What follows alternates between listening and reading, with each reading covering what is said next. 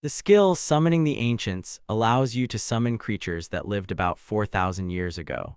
These lands are called Tenma, and it was in this place that such a useless skill was awakened. But with the help of this unusual power, the young man can bring an ancient civilization back to life. An incredibly large dragon of fabulous purple color flies high above him. After a while, the guy ended up in the royal capital of Gethel. He clearly didn't expect to see one thing. He seemed numb with surprise and fear. The guy saw an announcement that he, Dilyuk Rabilo, should be sent to the borderlands of Tenma. The guy even dropped his things from his hands. He couldn't understand why he was chosen. Dilyuk tried to enter the castle, but as it turned out, the king ordered not to let this guy in. The guard was forced to tell the young man about it. The man did not let the guy through, as he was told by an order from above. Then the guard said that Dilyuk was really a loyal assistant, trusted by King Goth. The man himself was surprised that the guy was being expelled. After all, he doesn't know anything himself. The guard understands that everyone knows that the policy proposed by the guy has made the country richer. A man can't even understand what the king is really thinking. Dilyuk realized that something incomprehensible was definitely happening here. Dilyuk Rabilo was born into a rural family of account. His family protects people and serves the king. Dilyuk's brothers got great skills, and Dilyuk himself got a strange, in his opinion, skill summoning the ancients. No matter how hard the guy tried, he couldn't activate it in any way. It seemed that all the work was going down the drain and it was not worth trying at all. However, he did not give up so easily. On the contrary, the guy began to study even harder. The main character successfully passed the exams and proudly became the king's assistant. That's how he started working in the castle and joined the king's entourage, faithfully serving. Dilyuk was extremely happy to serve the king and help people, but he still found himself in such a situation. It would seem that nothing foreshadowed trouble, but fate decided otherwise. No one in their life wants such an outcome of events. The young man started as if he had just been torn out of his thoughts and slowly turned around to meet the gaze of the newcomer. His face, which had previously been frozen in deep thought, now tightened as if he was preparing for trouble. However, the guy Actto did not hide his dislike, considered that such a face was still great for Dilyuk, as well as his skill summoning the ancients. He was clearly not happy about the appearance of the latter. Actto grabbed him by the collar of his t-shirt and approached him. The guy said that Dilyuk is not a very good person. He was annoyed that for some reason the hero was appreciated more than him, and he also managed to become the king's confidant. The blonde did not think that the king would expel Dilyuk so quickly. The guy was thinking about what Actto meant. Then Dilyuk realized that Actto was involved in his exile. Dilyuk was filled with a feeling of anger. It was hard to imagine how much rage had appeared in such a short period of time.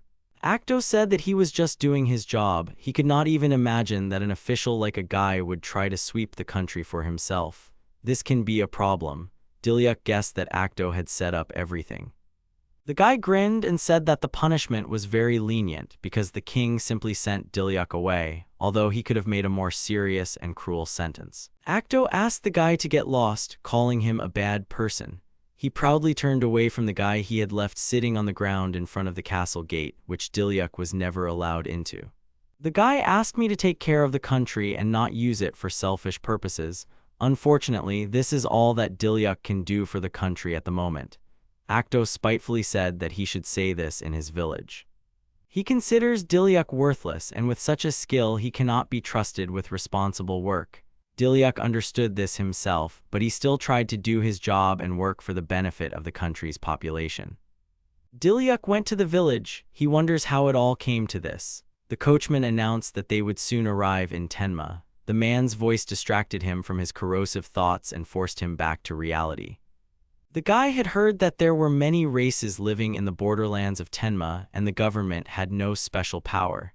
He also heard that the previous lord of the lands had escaped. It didn't give me confidence. The main character also apologized for having to be led so far. The coachman says that it is not worth saying an apology. The village will be visible soon. They arrived at the place. The coachman asked if he needed help with his things, to which Dilyuk said that he should first ask about the mansion. He looks at the picture in front of his eyes in shock. The windows did not let in light, and the doors creaking on their hinges made sounds that only increased the feeling of longing. Dilyuk noticed that the village looked more like ruins. He knocked on the door and asked if people really lived here. He went to the residence and said that he had been sent here as a lord. The young man was met by a young girl who was looking after a little girl. She clearly did not expect to see a guest in her house, especially one who would turn out to be the new lord. The guy asked the girl where he could find the mansion. The girl, thinking, remembered where the previous lord lived. It seems that it was a long time ago because she did not immediately remember where to find this place and settle the lord. She led him to a dilapidated house that didn't even have windows. The boards, which it is not clear how and still held, hung from the roof. The walls of the house themselves were full of holes and crevices. She realizes that the house looks bad and told the guy about it, but Dilyuk did not show that he was dissatisfied with anything. After all, the house looked no worse than the rest of the houses in the village that people are forced to live in. The girl said that she needed to go to the mountains now in order to get food. The guy was surprised because it would soon be night. He was struck by the girl's intention to go to a dangerous place at such a late hour. The girl explains that there is no food in their fields, so she has to go to the mountains to feed her younger sister. She says that she can share the food with the lord if he so wishes. Dilyuk is trying to figure out what kind of village this is where small children are starving at such a time. Where he came from, there are no such problems with food, shelter, and land. So the lord was still trying to understand what was happening. Dilyuk could not understand where such a place like this came from in the country. He expressed a desire to go to the mountains instead of the girl. He simply couldn't allow a young girl to put herself in danger. The guy asked not to worry about him because he was just going to look around. Instead, he asked the girl to help the coachman sort out his things. The girl sincerely thanked the guy. He asked her again not to worry. Dilyuk went to the forest. Rocks were scattered all over the road. The roots of the trees peeking out of the ground created a kind of strained labyrinth, forcing Dilyuk to carefully monitor his every move so as not to stumble. The forest seemed very creepy. There were nasty miasma everywhere in the forest. Miasma is the air containing a magical essence, a very terrible thing that attracts monsters. The guy realizes that his skill summoning the ancients is absolutely useless here. He is proficient in fencing and has knowledge. He just needs to pull himself together. As soon as Dilyuk thought about it, he heard a scream full of horror. It turned out that the monster wanted to attack a woman with a child and an old man. Helpless residents are not at all able to fight back against a monster that is several times larger. Dilyuk is going to apply Robolow's style. With his skill of cutting the starry shadow, he hit the monster with one blow and made people safe. The woman and the man were surprised that they were saved by a guy. They no longer hoped for salvation. Ordinary residents were amazed that such a skilled swordsman was in such lands. The man even thought that he was in a dream. Dilyuk was embarrassed because he hadn't done anything serious.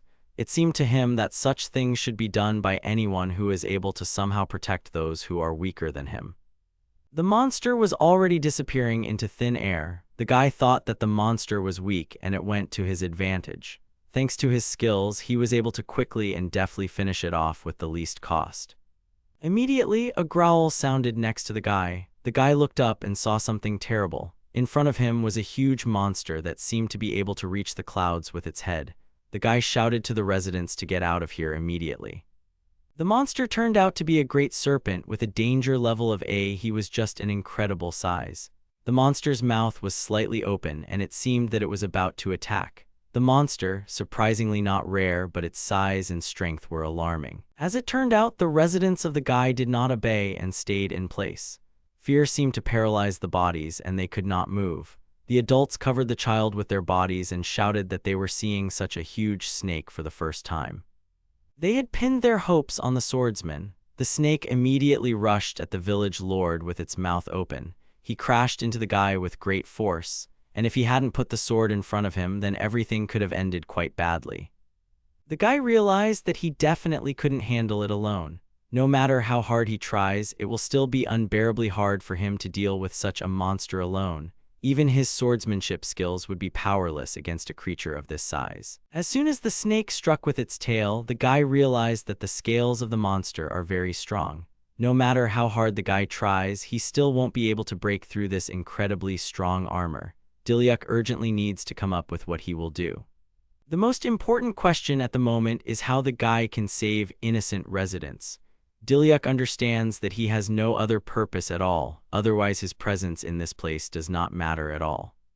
The guy rushed at the snake, swinging his sword. Dilyuk remembers Actto's proud face and realizes that he wants to look at it again. But beyond that, Dilyuk wants to save these people. He stopped the huge snake with the blade of his sword. He had the courage to prevent the monster from attacking. The guy understands perfectly well that he has nothing but this useless skill, but he still has to at least protect them. After the snake brushed the swordsman's tail again, the swordsman realized that right now he could activate the summoning of the ancient's skill. In such a case, it is important to seize the moment and act quickly. He was just shocked that he could activate his skill. Dilyuk did not understand why the opportunity appeared at such a moment, because it was so inconvenient. To activate, you had to spend points from the vault. The guy couldn't figure out what all this could mean. The snake began to approach the guy. The slow approach of the monster did not bode well. As he approached, he pulled out his long tongue and prepared to attack with each thrust forward. Dilyuk realized that he did not have time to think at all. The guy tightened his grip on the sword hilt and activated the skill. He couldn't immediately make out what was going on because he needed to act urgently. The main character is trying to catch his breath. Everywhere, the space was shrouded in smoke. The snake began to hiss. He clearly saw something that could pose a danger to him. Dilyuk raised his head up to see what was really going on. Instead of the full picture, he saw only fragments of a huge creature. The incredibly large tail, wings, and neck amazed everyone who was there. It was hard not to notice how huge and majestic the spirit appeared. Without a doubt, it was he who inspired fear in the great serpent. The huge dragon turned to Dilyuk and asked what he should do in such a situation. The dragon was so big that the guy was only as tall as his leg. The white dragon was looking at him and waiting for his answer. The guy still couldn't figure out where the huge dragon came from in this place. After a moment, he realized that he had been called Master. The dragon confirmed the guesses, calling him by his full name. Dilyuk was surprised that the dragon appeared in front of him. Residents were completely speechless from what they saw. The guy was quite a bit embarrassed that he was able to summon such a spirit who, despite his expulsion from the royal entourage, treated him with such respect. The dragon said that there was nothing to worry about anymore. The dragon understands that the guy could single-handedly defeat such a weak monster. Dilyuk objects and says that he definitely couldn't, because he doesn't know how to use magic either. The dragon explains that then you should not worry. The Dilyuk skill allows you to use the power of summoned creatures. Now the guy should be filled with magical power. Dilyuk realizes that now, like the dragon, he can use fireballs. The magical creature confirms this guess and advises you to pay attention to your weapon. Without thinking twice, Dilyuk exhaled on his sword, and in the blink of an eye it began to burn with a bright flame. The bright light from the sword was reflected in the guy's eyes. He was burning with the desire to protect and secure the inhabitants as well as this flame. The guy has gained incredible strength. Dilyuk felt a magical flow of energy permeate his essence. Just then, the monster attacked him again. Now it's time to use a new power. The main character uses his usual skill of cutting the starry shadow. After the guy swung the sword and struck, the weapon immediately went out. As it turned out, there was a reason for this. Dilyuk was surprised that he had struck this snake with one blow. After all, the monster was just huge, and one blow was enough for him to end it once and for all and provide reliable protection and peace to the villagers. The guy didn't believe that he could really beat him. The dragon claims with a smile that this would have been the case anyway. As soon as the guy came to his senses, he immediately turned to the residents. Residents look at the guy with admiration. They address him as Mr. Swordsman and say that he is simply amazing. They compared him to God, who himself had descended to them. Dilyuk understands that the residents are safe, but then a small child reaches out to him. The kid smiles brightly at the guy and he smiles back. The satisfied expression on the baby's face makes sure that the dealer did the right thing. The main character asked the magic dragon for his name. The latter says that his name is Hakuryu. The dragon is happy to serve him because with his sincere intentions he is able to change a lot. The dragon considers the guy his master. The guy was surprised that such a strong dragon obeys him. Hakuryu realized that this was not a problem because the guy had already felt everything himself. The village lord recalls how he was able to create a fireball recently. The main character guesses that if the dragon was here because of his skill, it means that she came from the past. She confidently agrees but says that she does not know the details. She suggests that the guy look at the information about the skill. Dilyuk remembers that he needs to look at his status. He opens his status and sees that he has one call available, which gives him the opportunity to summon creatures that lived about 4,000 years ago. Dilyuk was incredibly surprised that the age of Hakur is more than 4,000 years old. The dragon was very glad that her time had finally come. She had been waiting so long for the moment when she would be called into this world. The guy was surprised that Hakuryu was waiting for him. He could not even think that the spirits of an ancient civilization were also waiting in the wings to feel involved in something again. Hakuryu explained that she was waiting for a person who would have such a skill. She also said that others are waiting for them to be called into this world in the same way. It turned out that Hakuryu is far from the only spirit waiting in the wings. Then, unexpectedly for the guy, Hakuryu bows his head in front of him. She says that she appeared in this era and asked to be taken care of. It's a big responsibility for a guy. Dilyuk looked at Hakuryu in amazement and agreed. Of course, he still doesn't understand a lot, and this is completely normal for the conditions under which he had to activate his skill. He still has a lot to learn. The guy now considers his skill excellent. He was encouraged to learn about the possibility of summoning spirits into his world. He's not worthless at all. He came across just a great skill. The guy likes these lands now too. 89 Meanwhile, one girl was very surprised. She is very happy that someone has finally appeared who will become her husband. After all, she has been searching for an unprecedented love beyond ancient times for a long time. Dilyuk nevertheless decided to take the residents to a safe place with the help of Hakuryu. They finally dealt with this monster, rescued the villagers, and just got food, as promised earlier. Residents thanked the guy for allowing them to fly together. The guy said that it's not worth thanking him at all. It's not at all difficult for Hakur to take the residents with you. They were glad that their new lord was so reliable and he could stand up for them and protect them in dangerous situations. However, Dilyuk believes that he did nothing of the kind. He thinks that his actions are not worth such great praise. The man admired the guy and considered him a strong man because he defeated that terrible snake with one blow. Not everyone can do this. Probably many would just run away, trying to save only themselves. The resident decided to tell everyone in the village about Dilyuk's feat. Hakuryu supported the idea that her master's deeds would become known. After all, everyone wishes the guy only the best. Dilyuk did not want this at all, but he was still embarrassed by such speeches. He remembers how he was exiled and then he became the head of the Tenma borderlands. Not only was he able to activate his skill, he also saved people.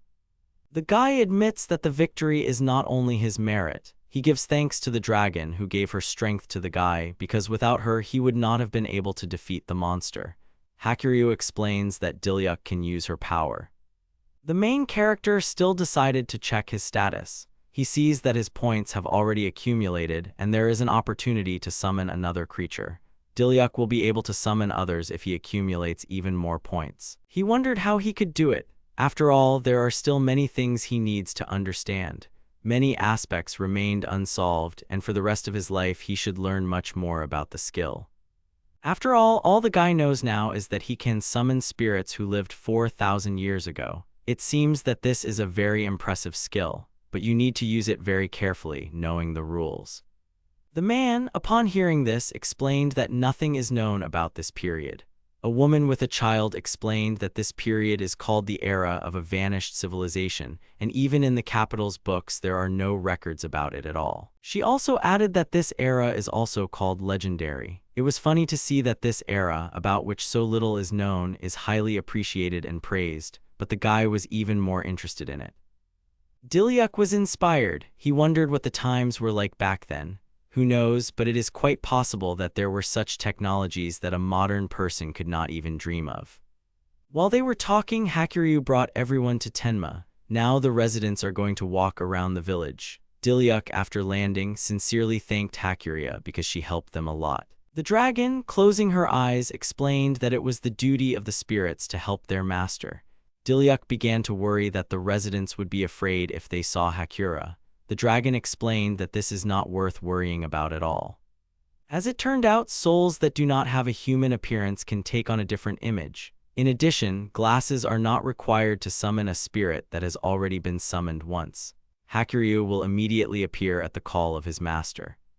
Residents began to thank the guy for what he did for them today. The woman offered to help clean up the Lord's house as a sign of gratitude. The guy said that it's not worth doing this, he can handle it himself. Dilyuk wished that the residents would instead better share the food with others. The woman and the man turned out to have a fried snake tail, which, according to the dragon, is very tasty. The residents once again sincerely thanked the guy for his help. Dilyuk waved goodbye to them and wished them a good rest. He is very happy that everything turned out so well. The guy couldn't imagine what would have happened if the skill hadn't worked. The guy comes into his house. In fact, there was no bed or chair. There was nothing there but a couple of barrels, a broken table, and a couple of planks on the floor. Spending the night in such a place is problematic. The main character realizes that in comparison with the capital, this place looks pretty nondescript. However, he thinks he can get used to it. After all, he's in charge of these lands now, and he's going to have to do it. First, he needs to create a storage room for water and food, and hold a light. The lamp is all broken. The water barrels are no longer usable. In the end, he ended up in the north of the country. Winters are much colder here, and things for daily use are not supplied here. The guy is annoyed that he will have to do quite a lot of things, and it is important to remember that managing his time is a key skill at the moment. It's worth starting with careful planning. Then Dilyuk suddenly remembers that he can make another call. The guy immediately introduces a strong male builder who could fix the house. He would definitely need help in this case.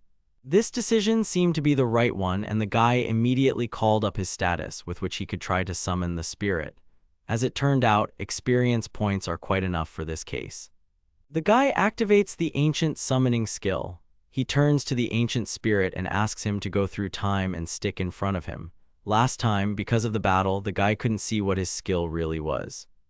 Now he has the opportunity to see this phenomenon in all its colors and understand what it is. By subjugating the ancient spirits, he can use their power. This is his worthless skill that he managed to awaken in battle today.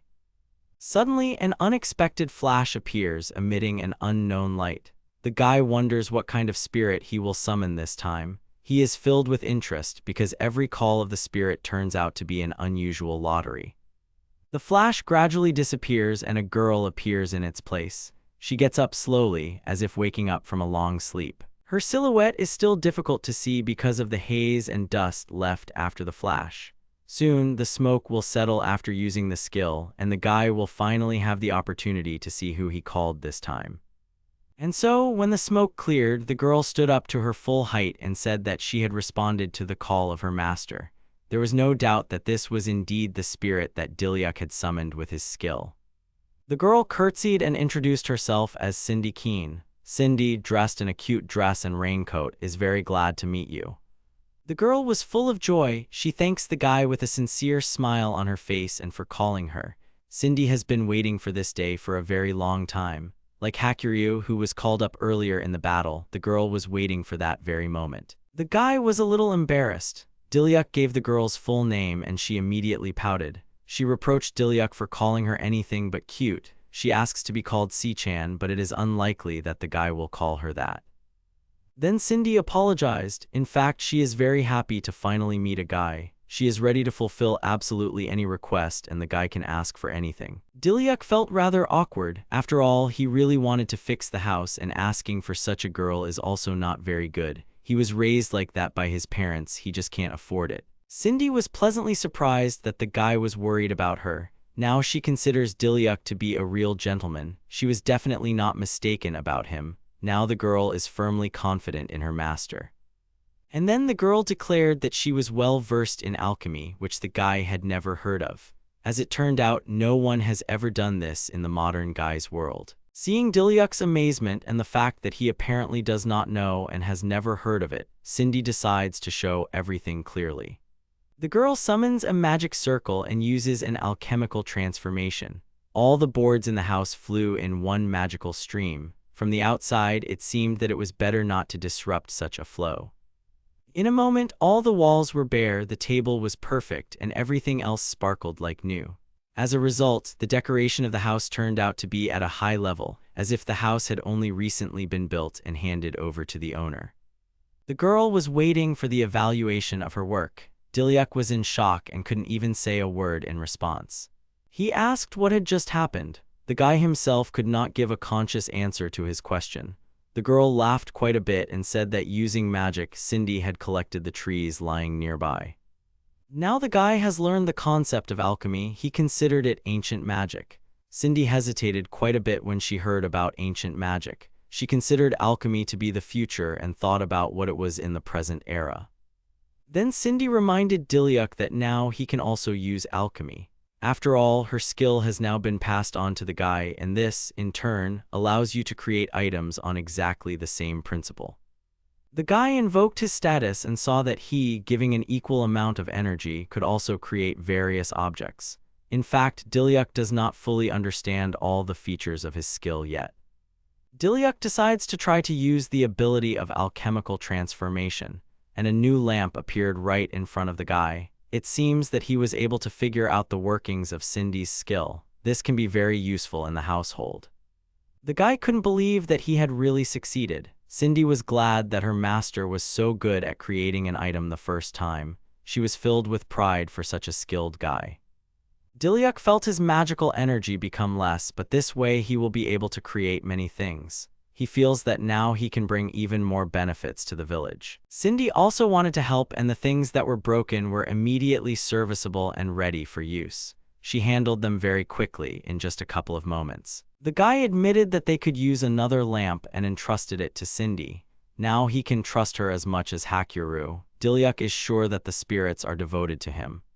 The girl got down to business, and after a couple of moments, a beautiful flower-shaped lamp appeared in front of her. The ceiling was made in the form of a bud with petals, and the stem served as a support. 145 Dilyuk did not expect to see this lamp at all. He grabbed the girl by the shoulders and asked if she could create other magical items. It seems that a wonderful idea was born in his head that could turn the life of the village around. The girl realized that Dilyuk would have small problems in love affairs. They would have to overcome many difficulties along the way together. She sighed heavily, but then immediately asked me to rely on her. In an instant, Cindy created a glass in which water appears with the help of magic and a box that can freeze food. There is no doubt that these items can be useful in the household.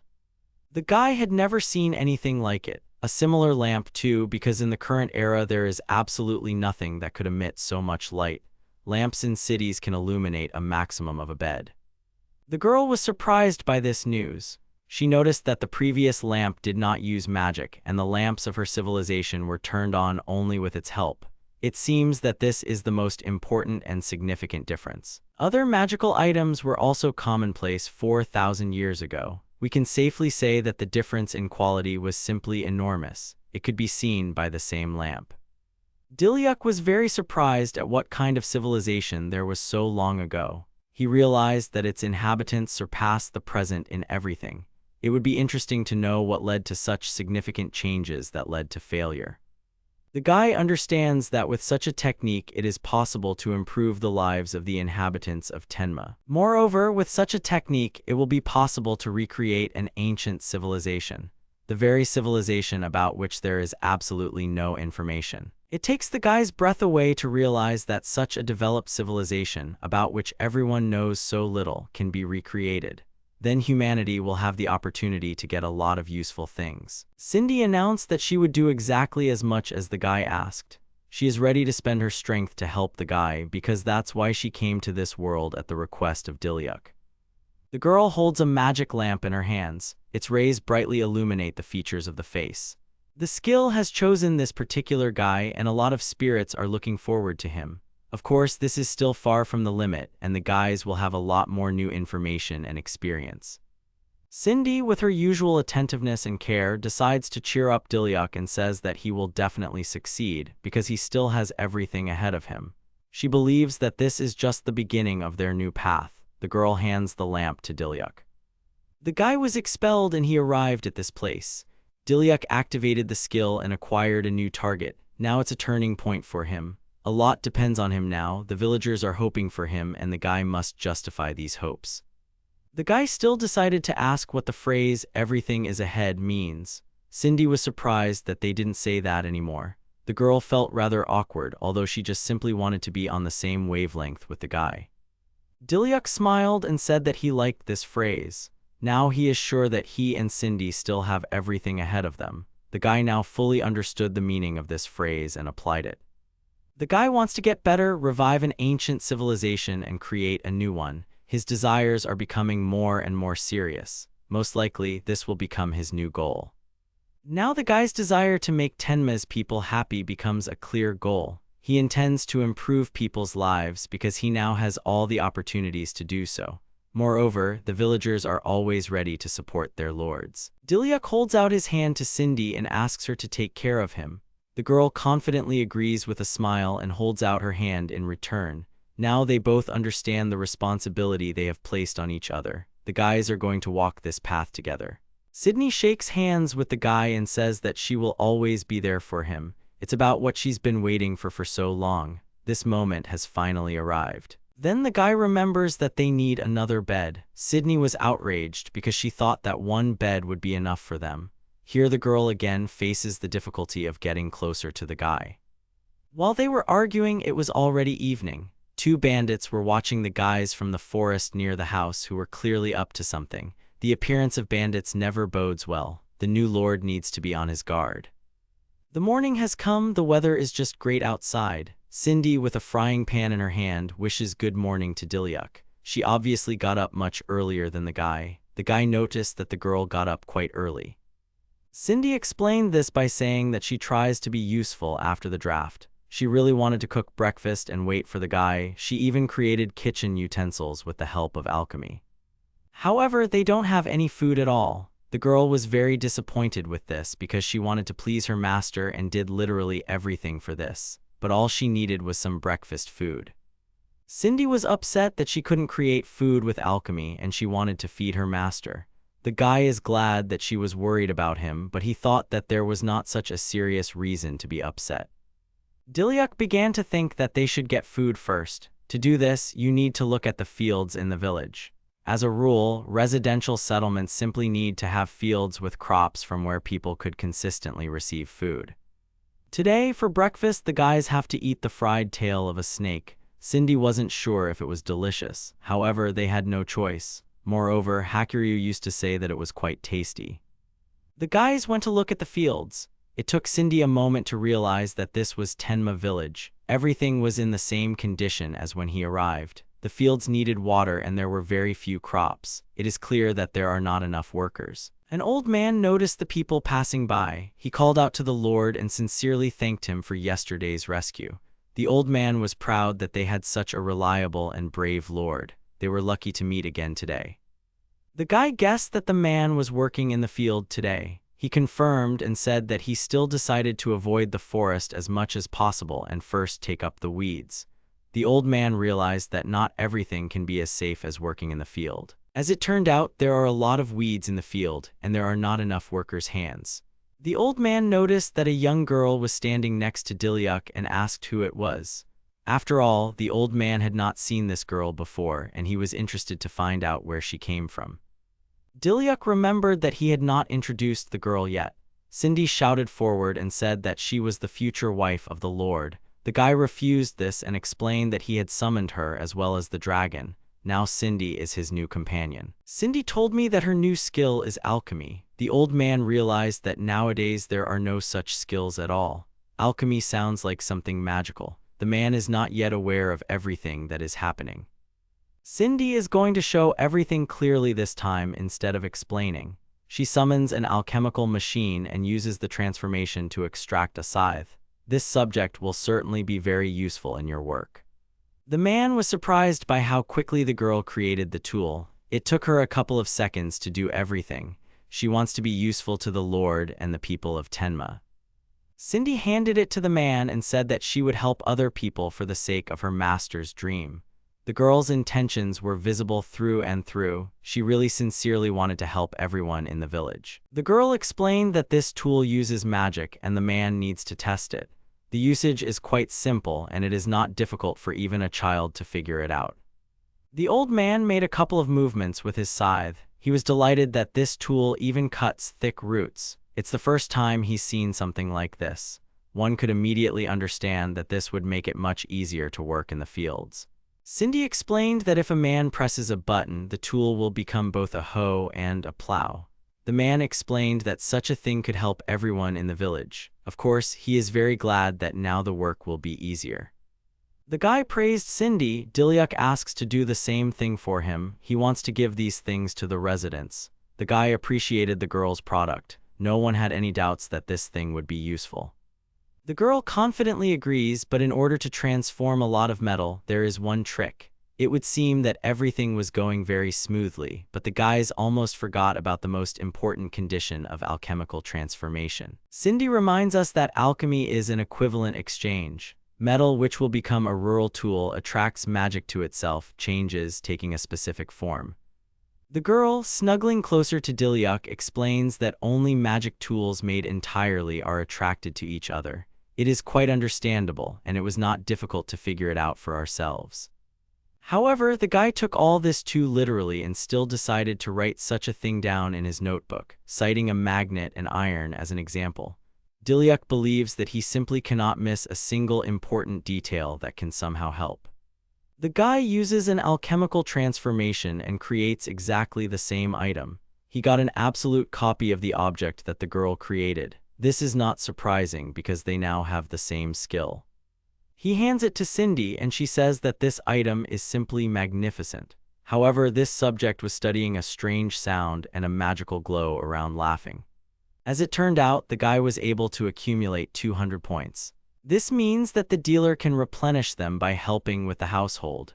The girl was very happy for her master because he was getting closer to fulfilling his dream with every step. If the scale is completely filled, then he will be able to summon a new spirit. To do this, you need to help the villagers even more and increase the number of victories over monsters. And the summoning of a new spirit can be useful for residents. So a guy can kill 2 birds with 1 stone. He was very satisfied with this arrangement of affairs because this way he could save time. Suddenly, a scream was heard from the direction of the house. All the people immediately started up and turned their heads towards the noise. No one expected to hear this in the middle of the day and even among other residential buildings. The old man pointed his finger at the house that stood nearby. He said it was from Letitia's house. The man was really scared himself. He seems to be as worried about the villagers as the Lord is. Dilyuk said that this is the right house and they need to make fun of it. The girl agreed with him. The guys headed there. As soon as they arrived, the front door of the house opened faintly. It felt like someone had pushed the door open weakly. A girl came out of it who could barely stand on her feet. She, with eyes full of horror, asked the gentleman to help. She said something happened to her sister. The guys looked into the house and saw how the bandits had captured Letitia's younger sister. The situation is urgent and requires urgent intervention. The guys rushed inside the house to help, but it wasn't that simple. They were horrified. Letitia said that many villagers and their parents themselves had become victims of bandits. Now she can't even imagine what would happen if her sister was also taken away. Dilyuk was about to pull out his sword, but suddenly one of the bandits ordered not to move, otherwise he would do something irreparable to the girl. Everyone was afraid for Rishi's life, so they were forced to do as the criminals said. An action plan was urgently needed. The little girl's eyes immediately filled with tears of fear. She looked at them all and waited for help. The guy realized that if he called Hakura, the bandits could do harm. Nothing good will come out at this rate. Dilyuk thinks about what to do now. He does not have enough time to quickly and most importantly correctly weigh everything because people's lives depend on further actions. Then Cindy stretches out her hand and addresses the kidnappers. She offers herself instead of a little girl. Everyone in the house was stunned by this suggestion. No one objected because they believed that the girl was saying that for a reason. The bandit did not expect such an offer. Cindy explained this by saying that she just wants to help the little girl and the village. She will not resist as long as the bandits do not touch others. The girl thinks it's a good deal. The bandit examined the girl from head to toe. He agreed to the deal and let the baby go. He clearly did not expect that they would be able to pull off such a successful, at first glance, deal. Dilyuk asked what Cindy was doing, but she just waved him off. The bandits, with a sly smile, said that the girl would not cry later because she surrendered to them herself. Cindy didn't say anything to that. She knew what she was getting into. She just believed that Dilyuk would make the right decision and find her. Cindy smiled softly and looked at Dilyuk. He clearly did not know what to do next. Hundreds of thoughts appeared in the guy's head about why Cindy actually did this and what her plan was. The little girl rushed to her sister. The surrounding people could not imagine how much horror this little girl had suffered while she was next to the bandits. No one knows what might have happened if the guys hadn't arrived on time. The bandits realized that they would soon heal normally. Here they hide with the help of a simple trick, and a second later they seemed to be completely gone. In their place, only haze and dust remained, which were also part of the reception with the disappearance. Letitia tearfully apologizes to the guy. After all, Cindy had to go to the bandits instead of her sister Rena. Dilyuk explains that this is not their fault at all. Besides, Cindy knows how to use magic and she will definitely be able to come out in one piece. Then the guy realizes that the girl just wouldn't give up and she definitely has a plan. Cindy can't sacrifice herself so recklessly. This gave the guy an even greater incentive to move forward in search of a girl. Meanwhile, the old man fell to the ground in fear. He could not understand how the bandits dared to do this and believes that they have no conscience at all since they act in this way. At this time, the braid that Cindy created began to glow. The guy realized that it was a magical force. Dilyuk grabbed the instrument. He began to examine it and recall the process of creating the braid. The guy immediately called Hakura and asked him to go with him. The dragon had no objections. The spirit was only glad to help his master. That's why Hakura exists in this world. The girl ended up in some kind of cave. There was plenty of lighting. The other bandits were laughing among themselves. They did not expect that a young girl would be brought to them, and after learning the story that she came of her own free will, she was completely amazed. They regard Cindy as a good deal. After all, it was an easy catch. The bandits believe that the girl will bring them a lot of money. Her appearance suggests that she is most likely from a sufficient family and has valuables with her. However, the bandits who conducted the search said that there was nothing valuable in her belongings and they obviously would not receive money. Then all the expectations of the criminals were destroyed. They wanted to get their share of the so-called campaign, but they didn't get anything. The bandit considered the girl strange because she said that she would not resist, so even now she is sitting calmly. It seemed to him that the girl was not at all afraid like the rest of the people in the cave. The bandit points his finger at the other victims. He explains that the girl needs to go to them. The rest of the people can't say a word out of fear. The girl felt so sorry for them that she couldn't help but sympathize with them. Cindy realized that these were the missing villagers who, like her, ended up in the cave. It is unknown how long these people stayed in such a creepy place and disgusting conditions. The bandit explains that Cindy will face the same fate as everyone else. The entrance to the cave is blocked, so no one will enter them and you cannot dream of escaping. It would seem that everything is doomed to failure. The girl said that it was not for her to worry at all. She says that her master will definitely come here. Cindy, despite all the surrounding conditions, stubbornly believed in Dilyuk and that he would definitely come for her. Then one bandit seemed to get angry and ordered the girl to watch her tongue. The man is clearly not used to the fact that someone else is able to point him out. He became enraged and then something irreversible happened. The girl did not expect such a disaster when suddenly an explosion sounded behind the bandit. It is unclear why, but this explosion made my soul feel calmer. It was all because the girl knew who was behind it.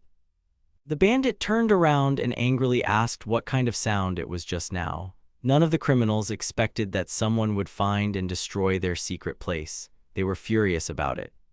Dilyuk stood nearby with a sword in his hands, shrouded in smoke and dust. The guy apologized for waiting. He was on the right path and believed in his conviction. That's why he found Cindy so soon.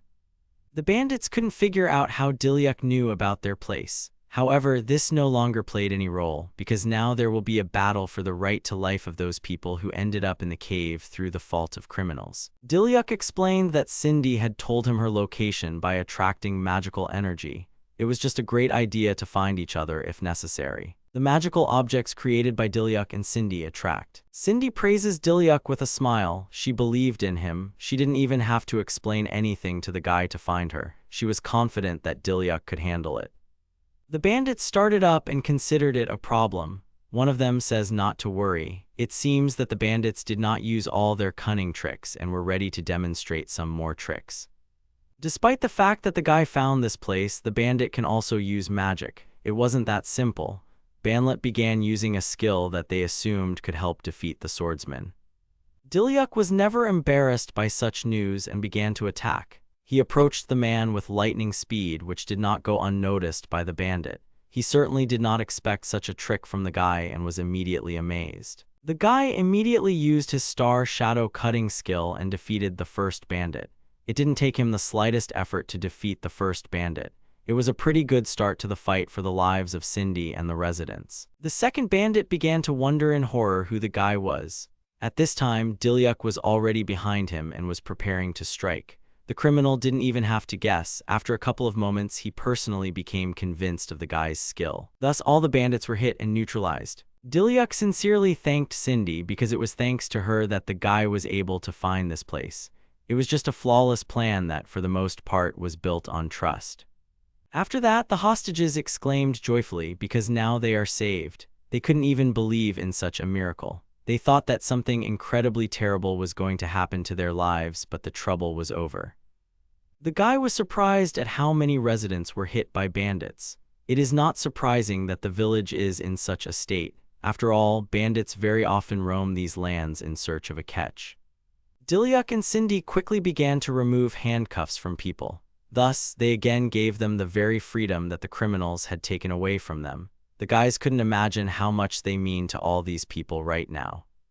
Dilyuk realizes that all the residents are now free, but suddenly noticed something strange. He went to the grate and saw something unusual. As it turned out, half people were sitting behind the iron bars, who also turned out to be victims of bandits. Dilyuk carefully asks the creature if he is injured. The gnome-like creature did not believe that they were being freed. He was so scared that he did not believe in his salvation. The main character said that it was true, and then called everyone out. The dwarf, with tears in his eyes, began to talk about how their people had always oppressed and put no value on anything. It was obvious how lost the dwarf was when he was treated like a human being. Dilyuk took off the handcuffs and said that now everything is over and there is nothing to worry about. The guy again gave them peace of mind in their anxious, full of fears for the next day, life. As a lord, the guy is very happy to help all living beings. The dwarf asked the guy about who he was. The guy holds out his hand to the dwarf and says that he is the lord of the village of Tenma. The dwarf was incredibly embarrassed that the man had extended his hand to him. He gladly shook it and asked for the opportunity to repay the debt to Dilyuk's village for saving it. No one had ever treated dwarves like that before. The guy sincerely thanked the dwarf and asked if they did not want to return to their native home. It seemed to him that after a long absence, the creatures would like to return to their native lands as soon as possible. The dwarf explains that he cannot return unless he pays off the debt. This is the essence of dwarves. His intentions are quite serious.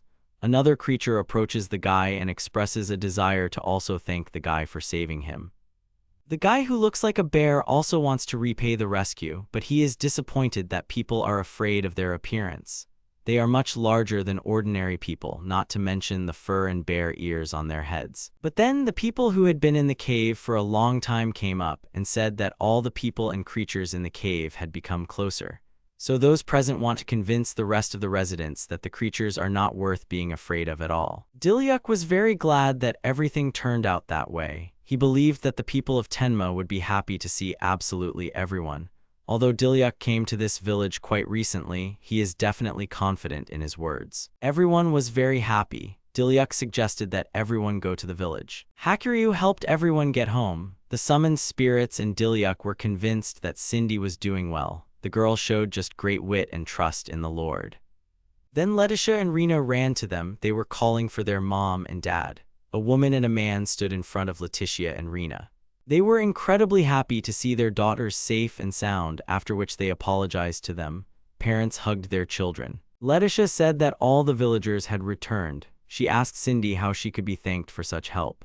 To which the girl explained that it was not her who needed to be thanked but Dilyuk, since she herself had done nothing of the kind. The girl took Dilyuk's hands and said that she would never forget this feat. What does it feel like for parents who were afraid not to see their children anymore to hug them tightly again? Dilyuk is also glad about what happened because the main thing is that everything is in order now. His village is no longer in danger of being attacked by bandits and criminals. The villagers have found peace in their own home and a reliable lord under whose protection they can sleep soundly. The main character introduced the dwarves and bears to the villagers who came to help rebuild the village. The half-humans didn't know how humans would react to them.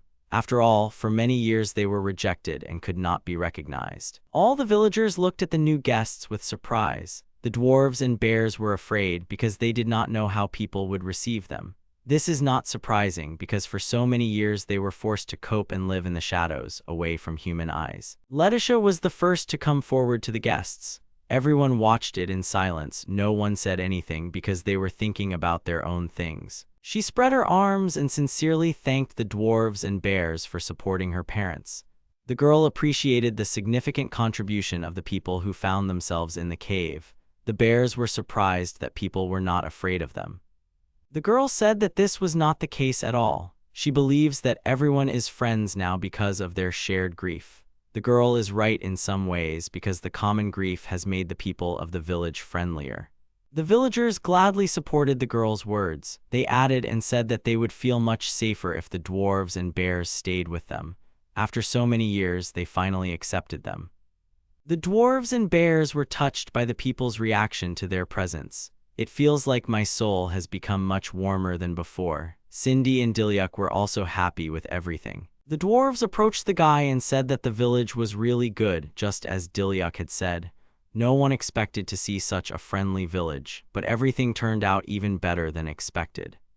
In response, the guy sincerely thanked the bears and dwarves for coming to their village. He relies on the guests. After all, they promised to help with the restoration of the village.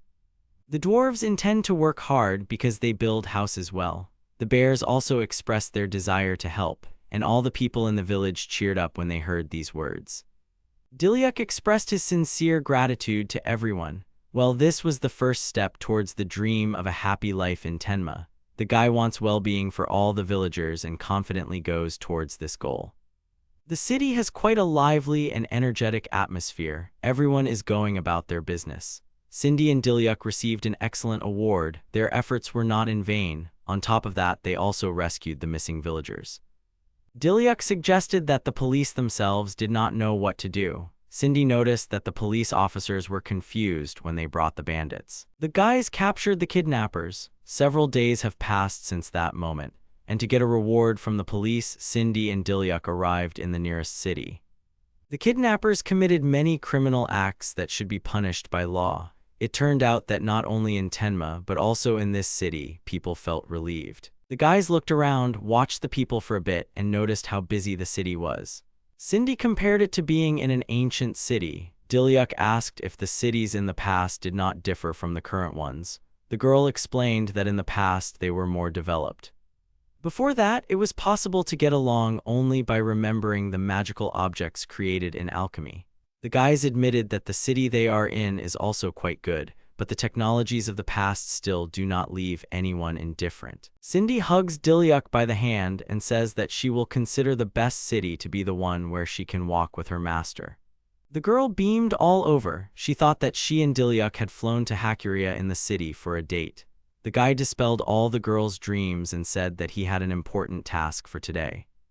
The guy wants to make a deal. Cindy's eyes lit up with interest. She's sure that Dilyuk has come up with something very interesting. She couldn't wait to find out what was waiting for them here. Dilyuk explained the fact that Tenma has no connections with the outside world. This greatly affects her standard of living. Fixing this aspect would help people feel better. The guy wants to try to sell things created by Cindy, and since he has also learned alchemy, he wants to sell goods in large quantities. Things will have to be of good value. If the guys can make money on this, then it will certainly help the whole village, and in this case, the guys must succeed. Cindy believes in Dilyuk.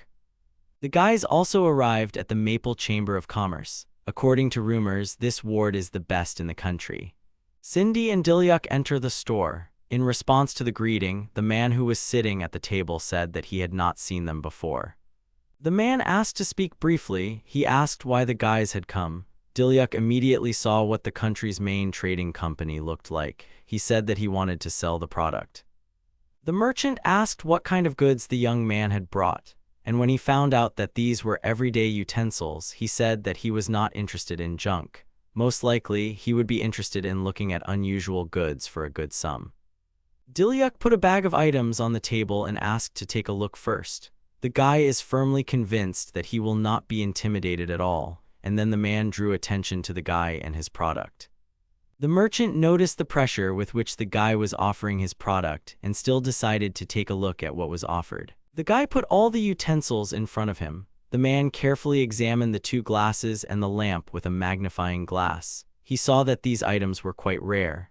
After the inspection, the merchant was ready to give his verdict. Cindy asked the merchant to touch the magic stone. The man nevertheless obeyed, but with great distrust did what the girl asked. Apparently, he felt that he was wasting his time on all sorts of junk.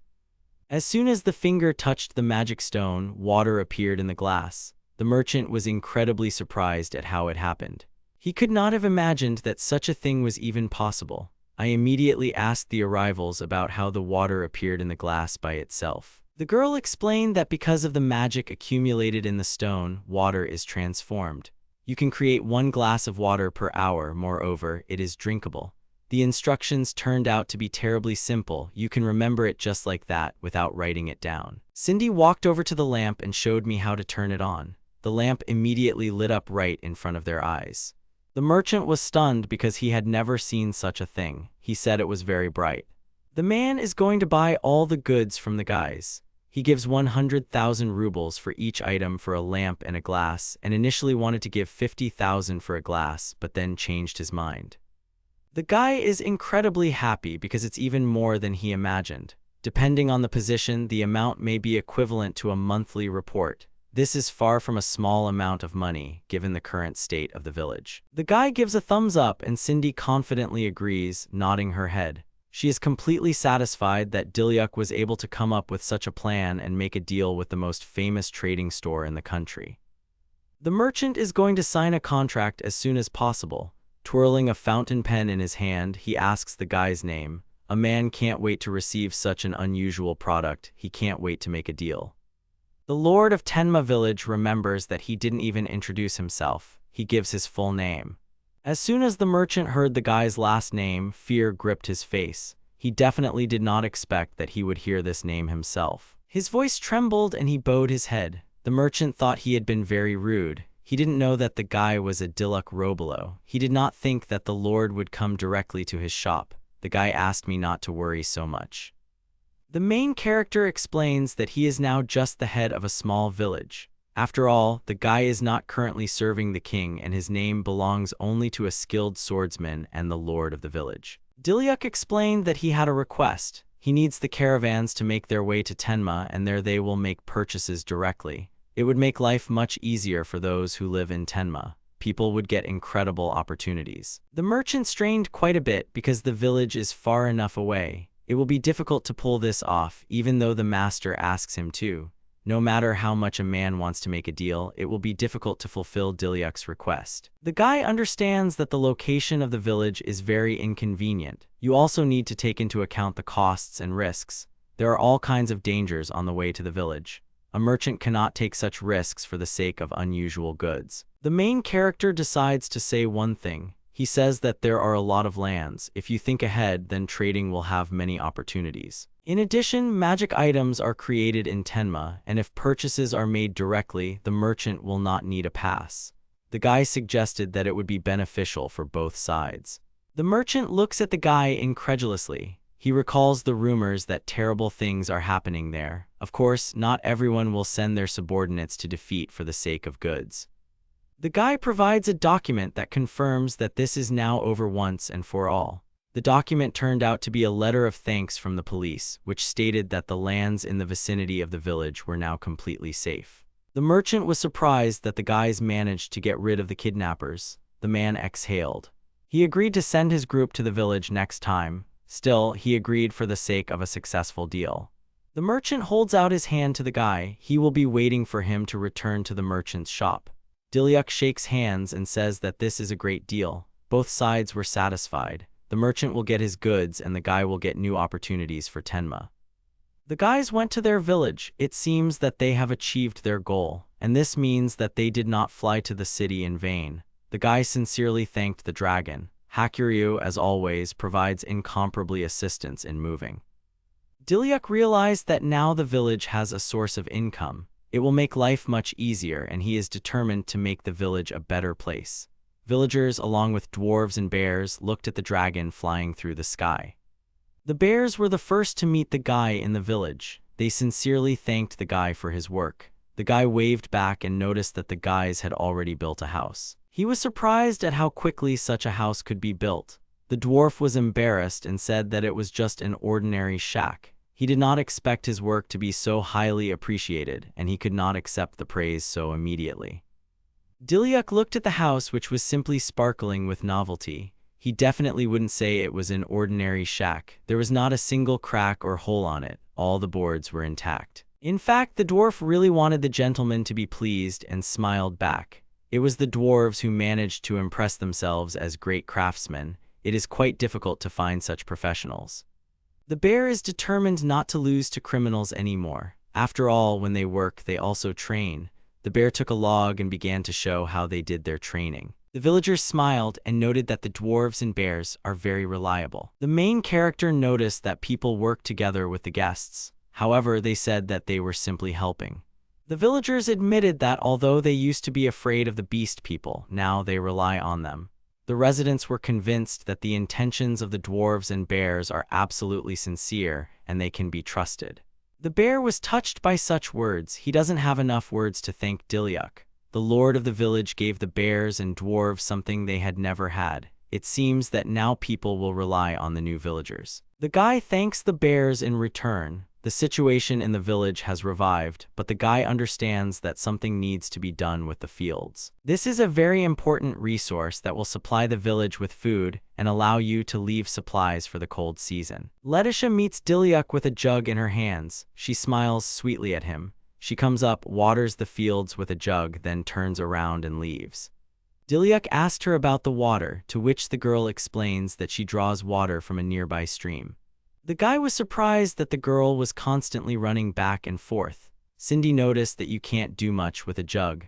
The population in the village has increased and agriculture requires a lot of water, so using a jug is ineffective. Then the guy remembers that his alchemy level has increased. Cindy is very happy that the guy can now use much more magical energy. Increasing the levels, of course, requires spending points, but now it is necessary. The lord of the village is going to try his new level in alchemy and applies the transformation. With the help of magic, something is created that could help in the household. Still, another unusual object appears from the clouds of magic dust. All the guys are looking forward to what will already happen as a result of alchemy. As it turned out, Dilyuk turned out to have a water channel. The guy admitted that he did well. Cindy praised him. Letitia was amazed that he was able to create even a water channel, despite the fact that the ground here is unusually hard. It would be a big and very long job for people. The girl thanks the guy for the work done. However, Dilyuk is interested in why there is very little water from the stream. Water trickled down the canal. This is not enough to collect a jug, let alone watering crops in the fields. The guy guessed that the inhabitants used to live on water from this source. After all, there are absolutely no water sources nearby anymore. Not only is it far to go to the source, but there is also less water coming from it. Letitia explained that there used to be more water, but recently the inflow has sharply decreased. This has significantly changed the lifestyle of all residents. All the work in the fields and the household was completely difficult. The guy noted that there was much less spring water and he needed to find out the reason. After all, there has been no change in the climate here and the problem must be at the source. The guy began to guess that something had happened in the forest and it would need to be checked. However, you need to remember that you need to be very careful in the forest, as monsters and other dangers may be waiting there. Dilyuk, along with the bears, went in search of the reason for such a small amount of water. The bear also warned the guy and asked him to be careful because there is still a long way to go. Dangerous monsters live in these places. Perhaps they have something to do with water restriction. In any case, you need to check. The guy asks the bears to be alert and keep an eye out. The bear says that the guy must return to the village in one piece. Dilyuk does not understand what it is about. Of course, such anxiety was unusually pleasant. However, there were no good reasons for this. The bear says that otherwise he will not be able to look into Cindy's eyes. He remembers how the girl aggressively hinted at them protecting the guy. The girl simply cannot allow anything to happen to her master. Dilyuk apologized for the girl. He wants the guys to do the hard work in the study as well. The guy takes a net out of his bag, and the bears asked what it was for.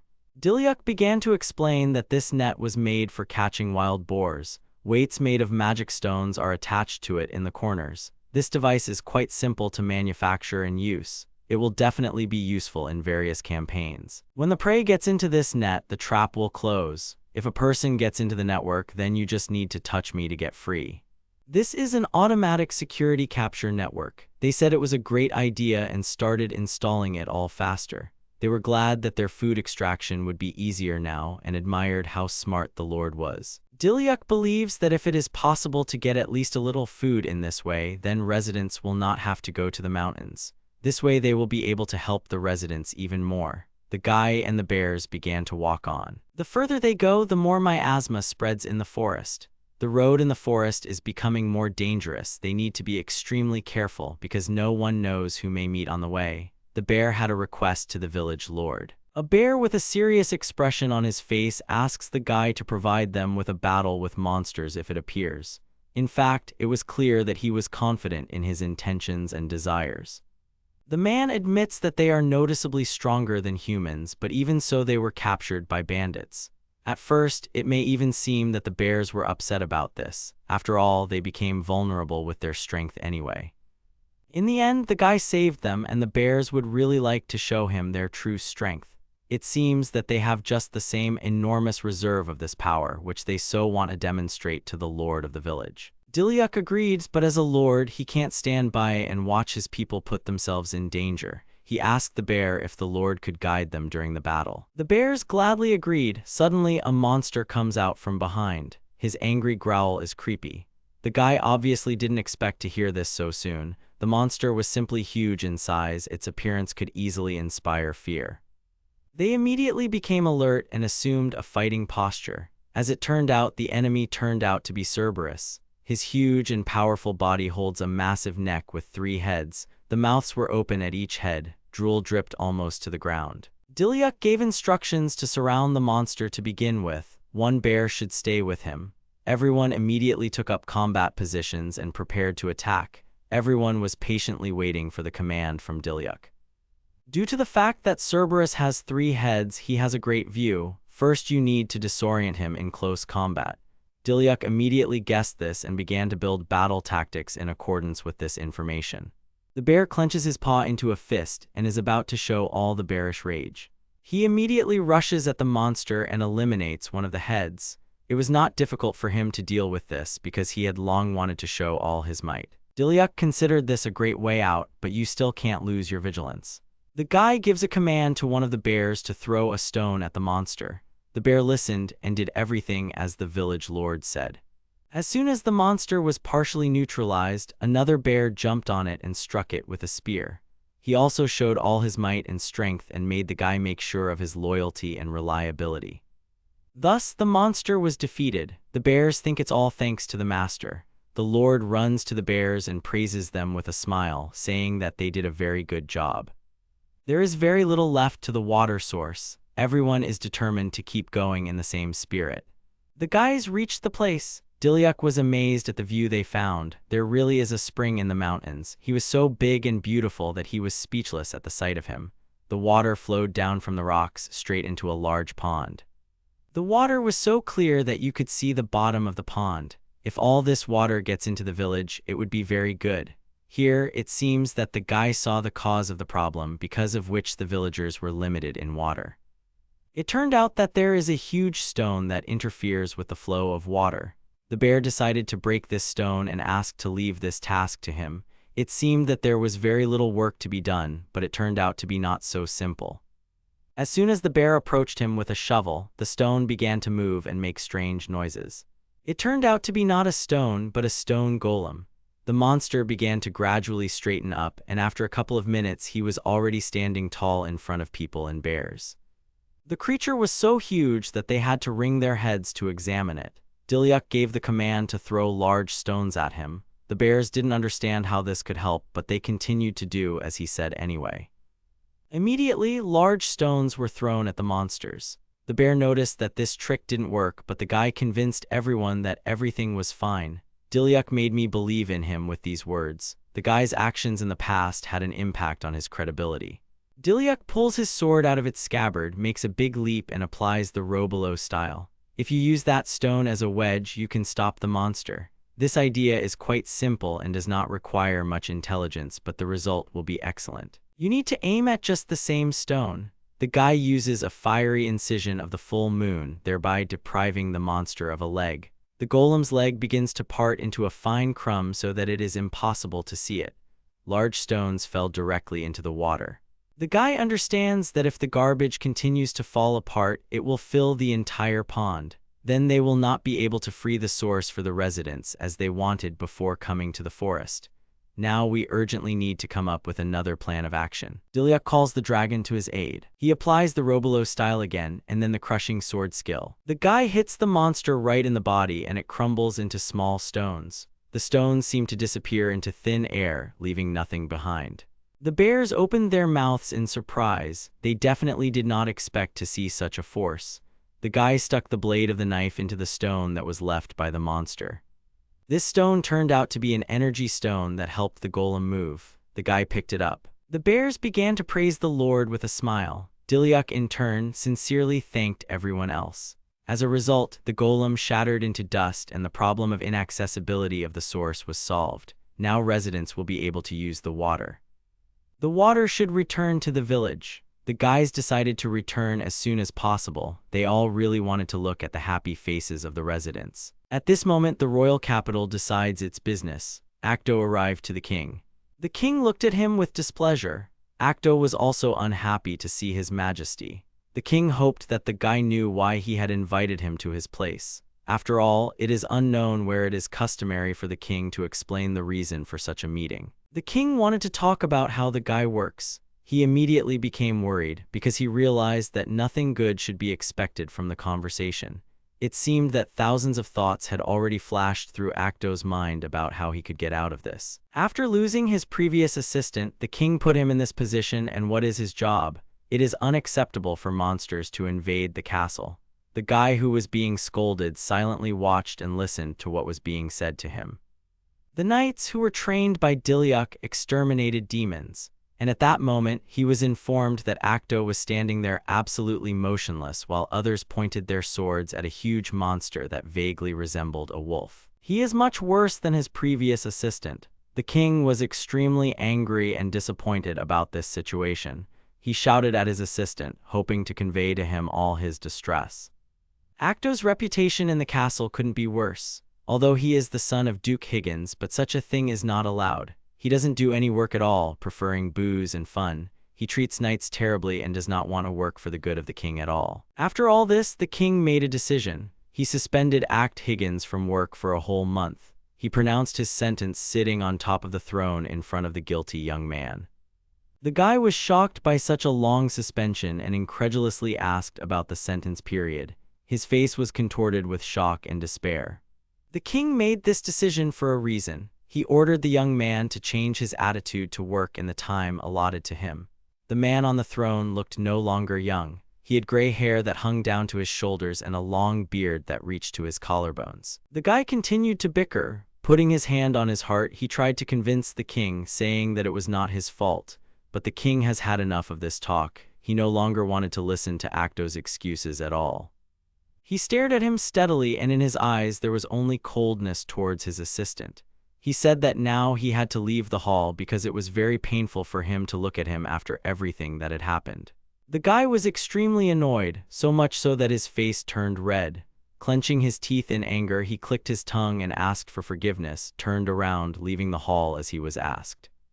Once he was already on the other side of the huge door of the throne room, he was already cursing out loud, clenching his fists from inner anger and rage. The exiled man, with an angry face and emotions bubbling with indignation, quickly moved forward along the corridor, almost breaking into a run.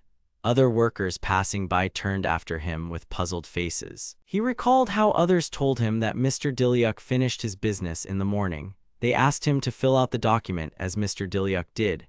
He was eavesdropping on other people's conversations about the fact that Dilyuk was much better than him. Dilyuk gets in his way all the time. Even though he has long left the palace and is far from it, he is very angry at Dilyuk Rabilo.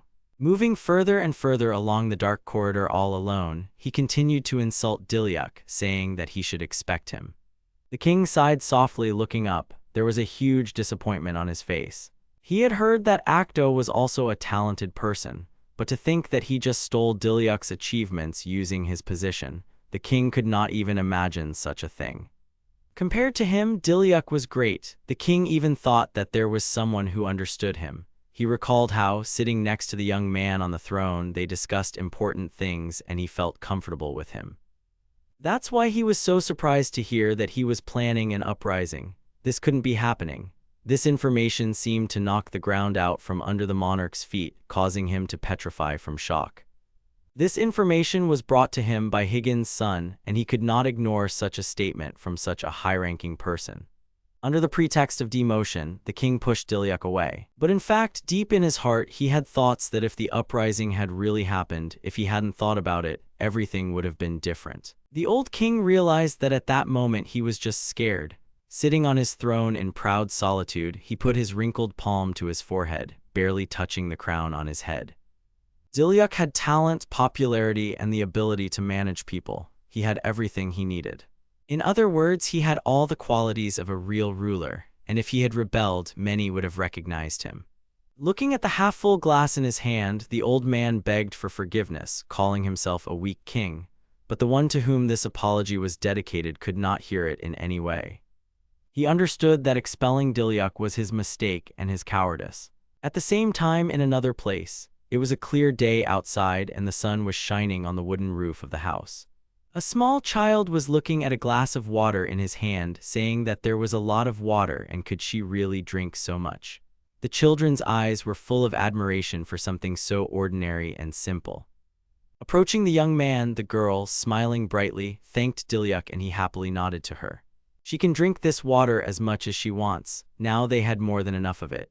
He even made a well for them. This is the first time the girl sees a well of this shape. Instead of pulling the bucket out of the pit, now you just had to press the handle, and the water began to pour directly into the container from the tap. It was all thanks to Cindy's alchemy. The guy stepped aside a little, pointing with his palm to the side. The girl who was mentioned earlier smiled contentedly and giggled. One of the villagers who were near them called Cindy, saying that he wanted to tell her about the exploits of Mr. Dilyuk. The girl quickly woke up and ran up to them and said that she wanted to hear it in every detail. Dilyuk was very amused by this. A beautiful, gentle smile and half-moon eyes closed because of laughter appeared on his face. Water is essential for the life of agriculture, so this should improve the lives of people in Tenma. He gave them what they needed so badly. And now the happy residents stood with buckets full of water talking to each other. Suddenly there were loud sounds from the skill panel, which caused the hero to start up in surprise. Cindy, coming up to him again, said that the gentleman had earned points, and it seemed that it was really so. The guy opened his skill panel to see what was going on. The table showed that he already had 1,000 points and now he could summon another spirit. Cindy was very interested, so she asked to do it as soon as possible.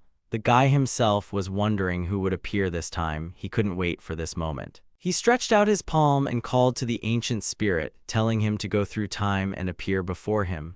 A bright light illuminated his palm. He fulfilled the call of the Ancient One, and a huge cloud of dust or steam rose to the side, forming a small vortex in the middle. After scattering the dust that rose from the ground, the figure of a long-haired girl in a long floor-length dress was visible. She raised her head and her huge, beautiful eyes were visible, directed at him.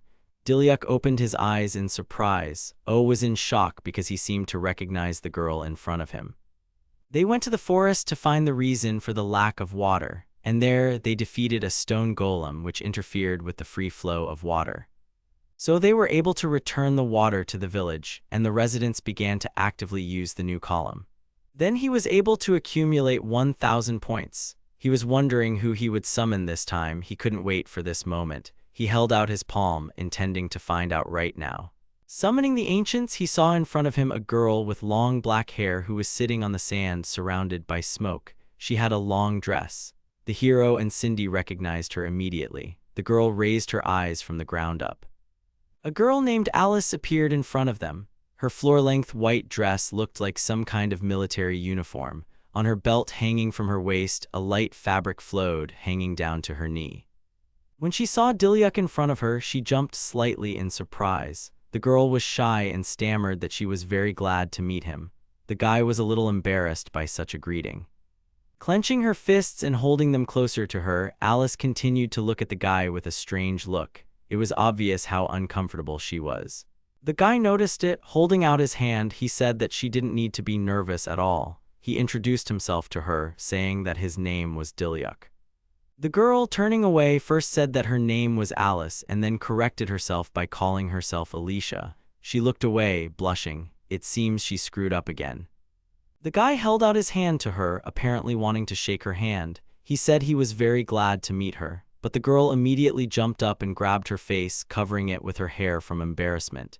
She was making different noises. Cindy turned to Dilyuk and, covering her mouth with her palm, quietly told him that Alice was shy with them, and the guy himself noticed this from her behavior. But she's still a great spirit, and she's just a great cook. Listening to such flattering words addressed to her, the girl clutched her cheeks with her palms, wanting to hide how much they blushed. The guy heard about cooking and was very surprised. Clutching his chin, he thought about it and asked if she really had such a skill. The spirit, squeezing her palm, confirmed this by saying that her special skill is cooking food. At the last words, her confidence grew and she already looked different. She no longer hid her face and was not so tight-lipped. The guy was very surprised that the spirit in front of him was a cook. As soon as Cindy remembers her food, she immediately wants to eat. She closed her eyes as if already feeling this divine taste from Alice's food. She grabbed the girl by the hand and led her forward, telling her to show them her skills. Cindy was very excited. She smiled radiantly, leading her friend forward. They had kitchen utensils. Cindy created it using alchemy. Alice is free to use everything to show them her skills. The kitchen in front of her was really clean and spacious with everything you need. Alice, becoming serious, tied her hair in a ponytail so that they would not get in the way and would not get into the food. She decided to get down to business. She cut lettuce leaves very quickly and professionally with a knife. After the salad, she proceeded to chop the other ingredients until she had sliced everything. The food was warmed up and she stirred it with a small spoon. She asked Cindy to make her another pot and she quickly fulfilled her request with the help of alchemy. The guy noticed how Alice changes when she cooks. As soon as they met, she was very shy and indecisive, but during cooking she was fast and very precise. Shyness faded into the background. Finally, everything was ready and came out pretty well. It was clear from the girl's face that she was very proud of what she had cooked. She decided to serve grilled wild boar meat, wild boar cheeks stewed in cream, wheat noodles, and chicken broth. The guy was extremely surprised by the amount of food and how delicious everything looked. However, he was still worried that she had cooked too much food for 3 people. Right in front of him was a large number of huge pots that were filled almost to the brim with food. The girl shrank and immediately began to apologize. She admitted that she got too carried away and that's why she turned out so much. The guy said there was nothing wrong with that. Everything was fine because they have a festive table right now. He looked pleased. They decided that since they had so much food, they needed to feed the villagers as well. They placed many plates with dishes on a large long table and invited the residents to their house. Everyone was happily looking at the cooked food placed right in front of them. When Dilyuk put down the last plate, everyone turned around with smiles in his direction. One of the villagers, who looked like a bear, put the first spoonful of food in his mouth. He and the dwarf sitting next to him were completely delighted. The guy admired how delicious it was. It was the first time he had eaten such tender meat. Cindy also said that it was very tasty. She ate the food with both cheeks and smiled contentedly. The guy who recently praised her culinary skills asked if her name was Alice. He is sure that she could open her own restaurant with such cooking skills. The girl, a little embarrassed, admitted that she really had her own dining room before, but no one doubted it. Finally, Dilyuk tried her cooking and immediately agreed with the others that it was very tasty. The girl was very glad that he liked it. She stood next to him, watching with interest as he ate the food she had prepared. It was the first time the guy had eaten such a dish. It was just incredible. Boar meat has a smell, so it is difficult to cook it, but if it is fresh and the blood is drained properly, it can be cooked. Thanks to the freezer created by Cindy, the vegetables remained fresh. After that, he realized that she loves cooking very much. The girl agreed with him. This is really her favorite thing. After a while, the plates were already empty, and everyone finished their meal. The guy, sitting over an empty plate, turned back to where the girl was standing and thanked Alicia for the food. The guy, clenching his fist, noticed that he seemed to have more strength after eating, and Cindy confirmed this by saying that she felt the same as him. Alicia didn't look surprised. She said it must be because of the effect of her skill. The guy realized that then, when calling a new spirit, he gets its abilities. His new skill, cooking, at level 1 appeared in the status window. This skill allows you to increase the magical power after eating the food he cooked. It also increases the resistance to magical attacks. Increasing magic power and increasing resistance to magic attacks was really an incredible skill. Her skill is creating food, which adds resistance to magical attacks. To put it more simply, if he ate the food, increased his magic attacks and thereby increased his resistance to magic attacks. Resistance to certain magical attacks varies depending on taste. For example, spicy food increases resistance to fire and salty food increases resistance to air. And the increase does not depend on how delicious the food turned out to be. The guy realized that in this case, it turns out that food increases magic damage and adds resistance. But the guy realizes that he will never be able to cook as delicious as Alice does. The girl, putting her hand on her heart, joyfully asked to leave the cooking of delicious food to her. If she can make him so happy, then she's only too happy to do it for him. After her words, the guy smiled and thanked Alice. He was even a little embarrassed himself. His cheeks turned red and he reached for his neck. A little later, the girl went outside. Looking around the surroundings, she had a strange feeling as if she had moved 4,000 years ago. She decided to see what products there are in the current era. Walking a little forward from the house, she noticed something in the grass and it caught her attention. The girl seemed to be struck by a weak blow to the head and her eyes widened. One of the plants she noticed turned out to be real rice. The girl even screamed in disbelief. Dilyuk, who came up behind her, asked what rice was. He was leaning his hands on his knees as if he was very tired. She was very surprised that he didn't know what rice was, so she screamed again. He looked at the grass she was pointing at and said they thought it was just a weed. She explained that it was just a wonderful product and also very tasty. She gesticulated so sharply that the hoop earrings on her ears dangled from side to side. It was as if the guy didn't believe that this herb in front of him could even be delicious. But the girl added that you can even make sake out of it. It's just a unique product. A truly versatile product. There are difficulties with agriculture in this village, so it would not be superfluous. He asked Alice if she could grow this rice, and she replied that it was possible. He's growing very well, and it seems that this place is the right land for him, so everything should work out.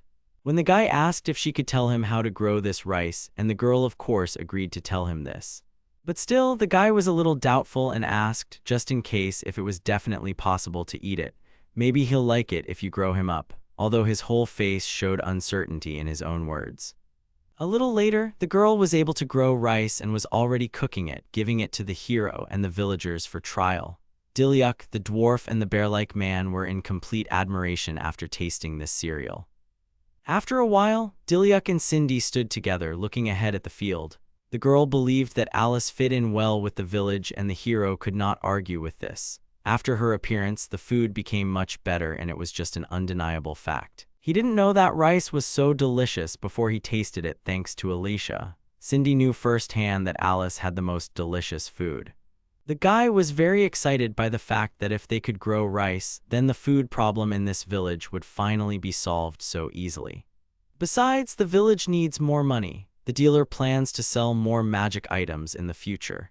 Cindy asked him if he had already met with the trading company they already knew, and the hero replied that they had already met. From that moment on, he was trying to find a way to mass-produce magic items, those beautiful glasses, so he decided to consult with the dwarves. He shared the good news that a representative of a trading company would come to them today. Cindy thought this was just great news and in that case suggested going to the workshop. They moved on to one of the houses and knocked on the door. In the large door, suitable for human height, a small one was carved from the bottom. It opened in front of the guests and a dwarf came out to them. He was very glad to see the gentleman. The main character and the girl apologized for the intrusion before entering, and the dwarf said that they shouldn't worry since they are on a break now. Surprisingly, it was a neat and tidy workshop. The girl also drew attention to this place. It caused her excitement and she clenched her fists. It turned out that the dwarves have top-level construction skills. They finished everything a few days ago. And they also prepared the magic items that Dilyuk asked them for. Pushing aside a piece of cloth with which the objects were covered, he showed them a lot of glasses inlaid with stones. They were exactly the same as the ones Cindy created. The girl looked at one of the glasses in her hand in surprise. Dilyuk also saw that there were no differences between them. Now they will certainly not have problems with trading as it was in the past. The guy wrapped his arms around a box of glasses, examining them from all sides. He said he would definitely give a reward to the dwarf for the work he had done. He was very glad that he had consulted with the dwarves and thanked him for his help. The dwarf said that it was all thanks to the fact that he allowed them to disassemble such a beautiful object, and they created a drawing so that it was possible to put it into mass production. In this case, he decided to ask the residents who would have time to help with this case. He asked the dwarf if he could lead this production, and he of course quickly agreed to do so. They actually finished something else interesting. Going to a small chest, he opened it and Dilyuk saw that inside it was what he asked for. Inside the small chest was a beautiful bracelet with a huge stone in the middle. When Cindy saw it, she asked in surprise what it was. It turned out that this bracelet allows you to store magical energy. It acts as a repository. He needs to put magical energy into the bracelet and store it there, and after that the magical energy in the body will eventually recover. They made it from the core of a golem that Dilyuk defeated not so long ago. Thanks to this thing, the hero does not need to think about wasting magical energy, and he was very happy about it.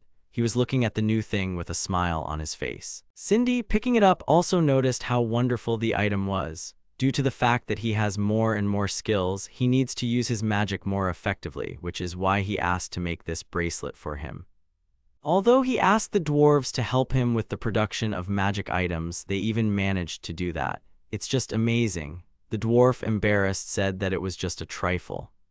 Looking at the bracelet in her hands with burning eyes, Cindy called the gentleman. She asked to be allowed to put this bracelet on him herself. She asked him to extend his hand to her and took Dilyuk's palm. When she put the bracelet on him, she looked very pleased. After a moment, the bracelet on his wrist began to shine, and the hero began to feel the magical energy being absorbed by the bracelet. The dwarf said that at the right moment he needed to squeeze it and the energy would be released on its own. Cindy kept talking excitedly about how the bracelet looked good on him. She would like to have one for herself too. As if knowing everything in advance, the dwarf showed her another exactly the same bracelet in his hand, saying that they had made another one of the same shape. When Cindy heard about it, she was delighted. But the second bracelet was just a replica that could not store energy inside itself, but still they were very similar. The girl was very amazed. Cindy put her hand on her cheek, closed her eyes, and stretched her hand forward. With a smile on her face, she asked Mr. Dilyuk if he could put this bracelet on her, as she had done earlier for him. But the dwarf was ahead of the hero. Without waiting for him to approach the girl, he quickly put a bracelet on her outstretched arm, asking how it fit her. The girl was upset and cried and asked to wait. She wanted Mr. Dilyuk to put this bracelet on her. Didn't the dwarf understand that? The latter, with his palms outstretched, was a little puzzled. He apologized for not thinking about it. But still, he really suited her very well. After these words, the girl smiled again, asking if it was true. Her mood was lifted again and she was beaming. Dilyuk approached the dwarf and, covering his face with his palm, quietly asked him if he still had such bracelets. He also wanted to give them to Hakyur and Alice. It turned out that he actually had more of them. Hearing these words, despite the fact that the hero tried to speak softly, Cindy was very upset because it turns out that she is not the only one who will wear such a bracelet. but he will feel uncomfortable if they get upset that they don't have such bracelets. After all, Mr. Dilyuk was such a man, which is why Cindy loves him. Sighing softly, she quickly came to her senses, no longer showing her sadness about it. In this case, the dwarf decided to adjust the dimensions to the ones they needed and later bring them to the hero himself. The latter thanked him for this. A merchant's caravan is due to arrive any minute. It's their first time coming here, so they need to come out and greet them. Cindy really wanted to go with him, so they quickly said goodbye to the dwarf and left the building. 143. It is not known how long they have been standing, but Cindy has already begun to yawn. It was only clear that the caravan was very much late. Dilyuk noticed it too. He was peeking at his pocket watch, which showed that it was already 4:30 p.m. Could it be that something could happen along the way? Dilyuk began to worry, so he decided to summon Hakura. Immediately, a huge white dragon appeared in front of him instantly. He said he needed to explore the area, and she understood him. Sitting on the dragon's back, they soared up above the trees, surveying the surroundings from a height. Cindy was sitting behind Dilyuk, turning her head from side to find the cart. Suddenly, she called out to the hero, pointing to a lonely cart among the trees. He quickly jumped off the dragon, not waiting for it to land on the ground. I turned to the coachman. He asked if something had happened to them. He was scared when he saw the guy in front of him and called Mr. Dilyuk to tell him something, but he himself had already noticed. From the curtain on the front of the carriage, which was directly behind the driver, the tip of a sword could be seen. The sharp blade was pointed straight at the man's neck. Dilyuk was extremely surprised. He shouted, asking the one inside who he was, and ordered him to get out of the cart. The man inside came out as he was asked. Seeing who was in front of him, Dilyuk was greatly shocked. Right in front of him was an agitated Actto. He seemed to be talking like a madman about coming to see deplorable, the king's confidant. The guys were standing in front of each other. The hero pulled out his sword, pointing it towards the guy he already knew. He also took out a small blade and shouted that he had come to see deplorable. He looked like he had lost any common sense. Cindy was confused. She asked Mr. Dilyuk who the man in front of them was. He told her that this was King Actto Higgins's confidant. He was the one who had driven him out of the palace. He is the one who caused all this to happen, and now he is interested in what this person has forgotten in this place. The coachman said that on the way to him, this man attacked him. The guy was already getting off the wagon with his feet on the ground. It wasn't so scary anymore, as help had already arrived for him. After his words, Actto turned to him and shouted at him to shut his mouth. The coachman was greatly frightened by his anger. He fell backwards, landing on the ground and flinching. Actto came to him with a good offer in his opinion. Dilyuk asked, a little confused, what he wanted from him. He said that the rebel Dilyuk was forgiven, and he was clearly not happy about this news. There was a short silence after his words. And he repeated to him that he should return to the capital since he had been forgiven. Cindy, hearing about this, looked at the talking guy incredulously with her hand pressed to her face. Dilyuk himself showed no emotion and remained silent. Actto heard that he lives in a village with dirty people and animals. If he becomes his subordinate, he will live well in the capital again, and he will even allow him to participate in politics. Cindy turned to the gentleman. She called him because the guy kept silent and it was annoying. After that, he quickly gave an answer, directing his dream even closer to Actto and telling him to leave immediately.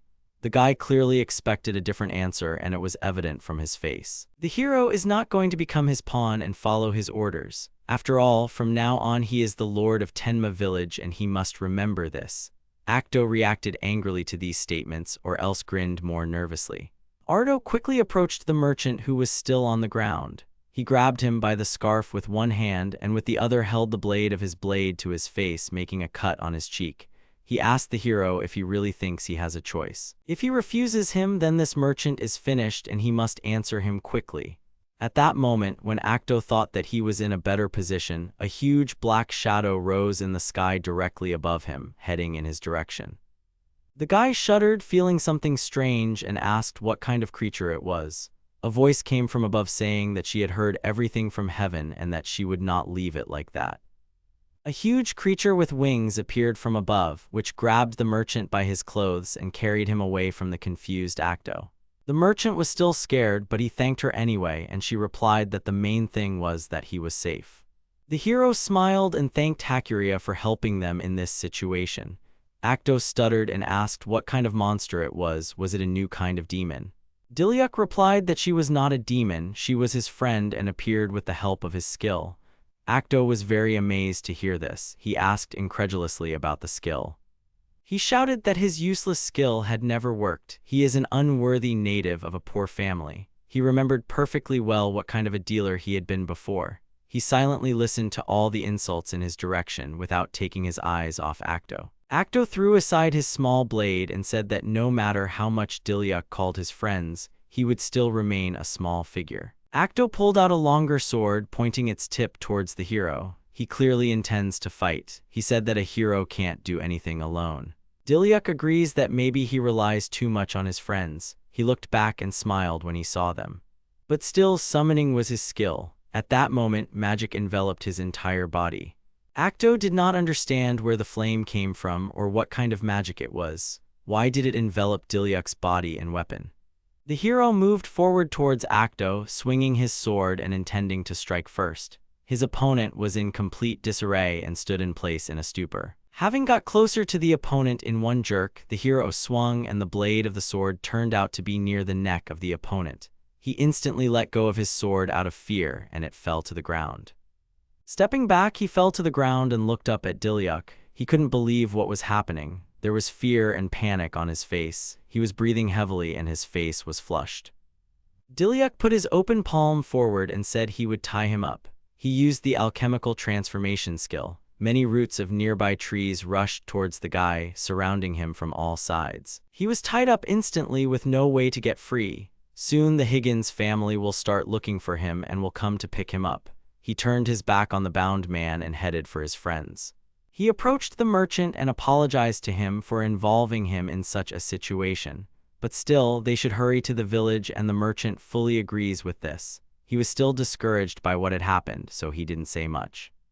Cindy admiringly called the gentleman and said that he was very cool in this battle. She promised to be with him forever. Hearts seemed to float around her from her admiration for her master. He smiled and thanked her. He looked at the cart and saw that it seemed to be damaged. They needed to fix it and go to the city. Cindy asked to leave this task to her. She went to the cart and using her magic began to repair it. There was only one thing Dilyuk couldn't understand. Why did Actto end up here? He doesn't think the king would have given him time off and let him out of the palace. Therefore, this situation was a bit strange. A horse was coming straight towards them, making a loud noise. Dilyuk heard him and asked what that sound was. Turning around, he saw a white horse with a man in uniform at the top. A coat of arms, already familiar to him, hung from the saddle of the horse, which he immediately noticed. It was a royal horseman. He asked in shock what he was doing here. A young guy in uniform asked if this man was Mr. Dilyuk. The officer looked confused himself. He said that he was looking for Mr. Actto by order of the king. Dilyuk looked at the guy with wide eyes after his words. He pointed his finger at Higgins, who was sitting on the sidelines, and explained that he was being tied up for attacking a civilian. The officer was shocked because he had already escaped from the mansion, and then he did this. When he heard that he had escaped, the essence of what was happening began to dawn on him. The guy getting off the horse came closer to Mr. Actto. He told him that he had received orders to take him back to the capital. He also showed him a letter in which it was written that from today Actto Higgins would be removed from the post of assistant to the king. The suspension period was extended for another 2 months. The punishment itself will be handed down later. Actto was greatly shocked by the officer's words about his dismissal and punishment.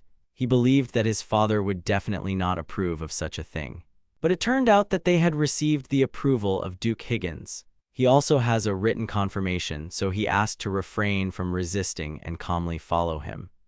Dilyuk entrusted the rest to the officer, who thanked Mr. Dilyuk. He went over to the bound man to pick him up. By this time, Cindy had already finished repairing the carriage and approached the hero. He thanked her and said that now they finally need to go back to the village. During their conversation with the officer, the merchant had already managed to sit on the dragon watching the others. Cindy and the hero, talking about something and smiling, were heading straight towards them. Actto, who was watching all this, shouted to Dilyuk asking him to wait. The officer who tried to grab him somehow was defeated because he was dodging. He shouted at the hero not to even think about the fact that this was the end, but he wasn't listening to him at all. Dilyuk, standing next to the dragon, stroked him with a smile and did not pay attention to him. This made him very angry. His face turned pale. In anger, he clenched his teeth and beat his hands on the ground, cursing. A month later, in the village of Tenma, the villagers went about their own business. The dwarf, coming out of his workshop, held a box in his hand and greeted the bear man. A woman with children pumped water from a pump, filling their jug. Two of them looked very cheerful, watching the youngest one trying to help the adults with a set of water. Dilyuk and Cindy were in the room when there was a knock on their door. They asked the guest to come inside. It was the merchant Serge, who was already familiar to them from the Maple Trading Company. He wished good day to Mr. Dilyuk. The hero also greeted Serge and noticed that the wound on his face had already completely healed this month. Serge said it was all thanks to him. He is glad that after that incident he strengthened the security of the area. The hero was still uncomfortable with the incident and he asked for forgiveness. If he involved him in something like this again, he would be uncomfortable. Serge had good news that the magical objects in the form of glasses that he gave him were instantly sold out. Maintenance requests for magic tools are also increasing. The hero really liked this news. Serge couldn't believe that he had turned maintenance into a business. Thanks to him, they are doing great business and sales. He hopes that he will continue to cooperate with the Maple Trading Company. The merchant was about to leave and bowed goodbye, but Dilyuk asked him to wait. Smiling, he asked Serge if he would like to have a snack before the long drive back from the village. A little later, apologizing for the wait, a plate of food was placed on the table in front of him, from which steam was still coming from the heat. It was the first time Serge had seen such a dish and asked what it was. Dilyuk said it was cooked by their best cook in Tenma and pointed to Alice standing next to him. The girl, embarrassed by such words, said that this was a special pilaf. This dish of the day is made from deer meat with rice and spices. Rice for pilaf is boiled with a little water to make it lush, and freshly picked carrots have been added, which are grilled with oil. It was the first time the merchant had heard about rice, so he was surprised. Lifting his spoon, he scooped up a small amount of food and said that of course he would try it. Taking some of the contents of the plate, Serge brought the spoon to his mouth for a taste. His body was instantly struck by lightning. Shocked, looking at his plate, he shouted about how delicious it was. He wondered why this rice was so delicious. Dilyuk said that all the products in this dish were grown on their land. The merchant called Mr. Dilyuk. He was interested in rice and the whole spice dish. He asked if he could sell it to the Maple Trading Company. It was so delicious that he would have liked it for himself. The hero didn't mind at all, but in return he asked them to sell it in return, indicating the place of production. He wants to make a brand out of it. He also sat down at the table next to the merchant, and they began to actively discuss this idea. A little later, Cindy was talking to a dwarf holding documents in her hands. 3 girls I already know were running around in the field harvesting crops. A little further away, a man was pouring water from a well into his bucket. Looking at all this, the merchant noticed that the village had become very lively, not like last time. This place used to look like an abandoned village. Collapsed houses and bald trees could be described as this place. He also noticed that there are many different races living in the village now. He admitted that Mr. Dilyuk definitely has a talent for this kind of thing. And he, looking at the situation in front of him, honestly admitted that it was not only his merit. Everyone in the village helped him. He looked ahead at the joyful residents and couldn't help but smile at what he saw. But still, for him, the development of Tenma has only just begun. Serge can't wait to see the future of this village now either. Dilyuk promised that very soon he would be able to see it with his own eyes. At this time, in the neighboring town of Roses, the residents of the city went about their own business. One young guy asked another if he had heard the news about the neighboring lands. Those have recently begun to develop strongly. His interlocutor remembered that they used to have a poor land, so how did they manage to do this? That's what he was interested in. The blonde man said it was all because of their new lord. The lord will change in the city of Roses as soon as possible, and it would be good to become the same as the village of Tenma now. Various goods were loaded into a cart with 2 horses. The merchant and Dilyuk were standing not far from her and talking about something. They loaded vegetables, bags of cereals, crates of glasses, and other things inside the cart. They have already accepted a new batch of goods. The merchant said that, as always, he was very grateful to Mr. Dilyuk. As always, he has both vegetables and an excellent reputation. He was really immensely grateful for all this. He was also very impressed by the hero's talent. Suddenly, he remembered that he had heard some rumors. He asked if they really had an expansion in their territory. Dilyuk confirmed that this is the case, but it happened quite recently. Thanks to the persuasions of King Ji, the territory that he ruled expanded significantly. The reason for this was that there was no one else in the district who could act as a ruler. The reason was also that Tenma village is stably regulated. The merchant was wondering where his influence had spread to. The hero was happy to say that his forest and water areas had increased right up to the town of Roses. These were indeed vast territories. After hearing about Roses, the merchant thought for a while. He scratched his chin with his fingers. Dilyuk immediately noticed his behavior and asked if everything was okay or if something was wrong. In fact, a few days ago, Serge overheard a very interesting conversation.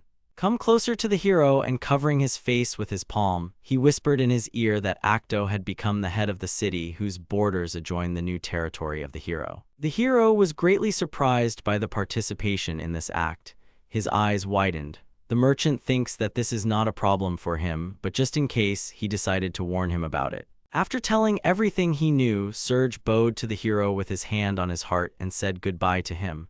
The hero also said goodbye to him until the next meeting. As soon as the merchant left him, he clutched his chin with his fingers and thought, withdrawing into himself.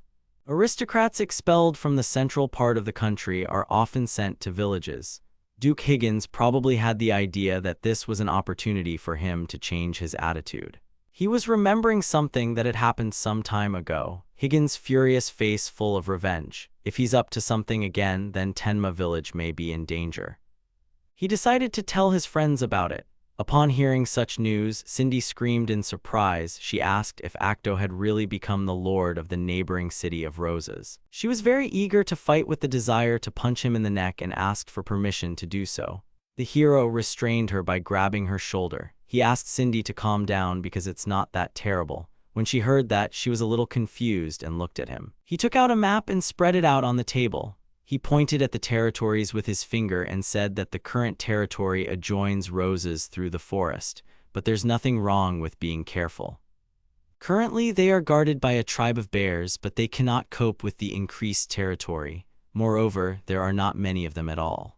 Even if they are attacked, he wants to be ready for this. He thought about a trip to his new territory.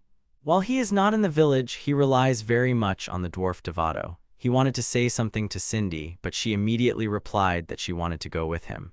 He did not argue with her and said that in that case they were heading for the forest, and she completely agreed with him. Some time later, a very dense forest through which several people were walking forward. Cindy and Dilyuk looked around. The hero noticed that there were not so many miasma there, but still, for some reason, there were a whole bunch of monsters. It would be easy to hide if Actto attacked them, but just in case, he suggested setting traps in the vicinity. Bending down to the ground, the hero straightened the nets of traps and laid them on the ground.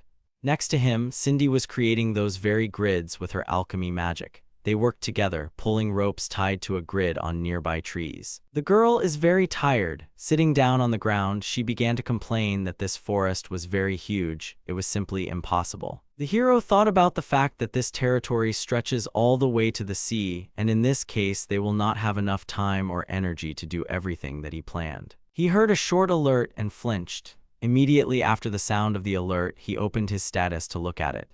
He saw that his experience points had reached 1,000 again, and he was able to accumulate them. Perhaps this is due to the success in selling magic tools and the expansion of its territory. It would be very nice to have a spirit with defensive skills and knowledge. Cindy couldn't wait for it herself. She clenched her fists and rejoiced behind him. The guy completely agreed with her. He left the girl a little behind him and walked forward, holding out his palm. He was reciting a spell summoning an ancient spirit to pass through time and appear before him. Magic gathered around him in a whirlwind and aimed at the ground next to him when he summoned the ancients. A girl with long blonde hair suddenly appeared in the place where the whole blow fell. She was squatting with one hand on her knee and the other on the ground. She slowly raised her head and her gaze was still not clear. The hero briefly stood in a stupor looking at the girl in front of him. With his mouth wide open, he looked at the spirit dressed in a short top and trousers that looked a little like military ones. The girl had a necklace around her neck that looked a bit like a collar. The girl finally got up from the ground and looked forward at the hero. She said it was an honor for her to be called up. She introduced herself as Sandy. Having said all this, the girl smiled, and her smile was so wide that even her eyes were covered. The guy came closer to her and said that he was very pleased to meet her. He thanked her for responding to his call. He introduced himself as Dilyuk timidly. She decided to call him Mr. Dilyuk. The girl began to look around, asking what kind of place it was because she did not recognize it yet. He told her that this is the village of Tenma after 4,000 years. Carrot was surprised at the time of 4,000 years. She immediately realized that this was the future. She said with a smile that she really hoped that she could be useful to him. They shook hands. He thanked her, saying that he would rely on her in the future, and it turned out to be mutual. Cindy ran up to her old friend faster, saying how long it had been since she had seen her. The girl called out to Cindy, noticing that she was, as always, full of energy. Cindy told her that she had arrived just in time. She and the hero looked at her in surprise. The guy at first did not understand what time she was talking about. After that, realization dawned on him, and he remembered what they had been doing earlier. He asked about Carrot's ability. The girl, inspired, clenched her fist, wanting to show off her ability, but before she could say anything, a growl was heard near them. Turning around, they saw at least 3 monsters ahead that looked somewhat like wolves, but their bodies were also close to human ones. They moved very strangely. The monsters stared furiously at the people coming out of the forest closer to them. Upon seeing the monsters, Dilyuk immediately grabbed the hilt of his sword hanging from his belt. Turning in all directions, they noticed that they were not noticeably surrounded from all sides. The guy, a little worried, thought about how many of them were around. He still did not understand what to do in this situation. Carrot called out to the hero, telling the master to entrust this task to her. She walked forward and he stayed behind, looking after her in surprise. She realized that she had definitely arrived at them on time. Picking up her hammer, which had a stone inlaid on the metal, she lightly tapped her palm with it. If these monsters were going to attack them, then they should have done it all together.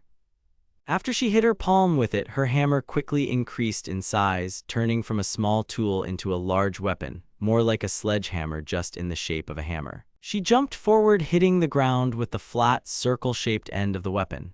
Instantly, some kind of circular waves began to gradually emanate from the impact site, spreading further and further into the forest. As soon as the waves began to argue, the guy looked around in surprise. He didn't understand what had just happened, so he asked Carrot about it. He turned his attention to the side and shuddered.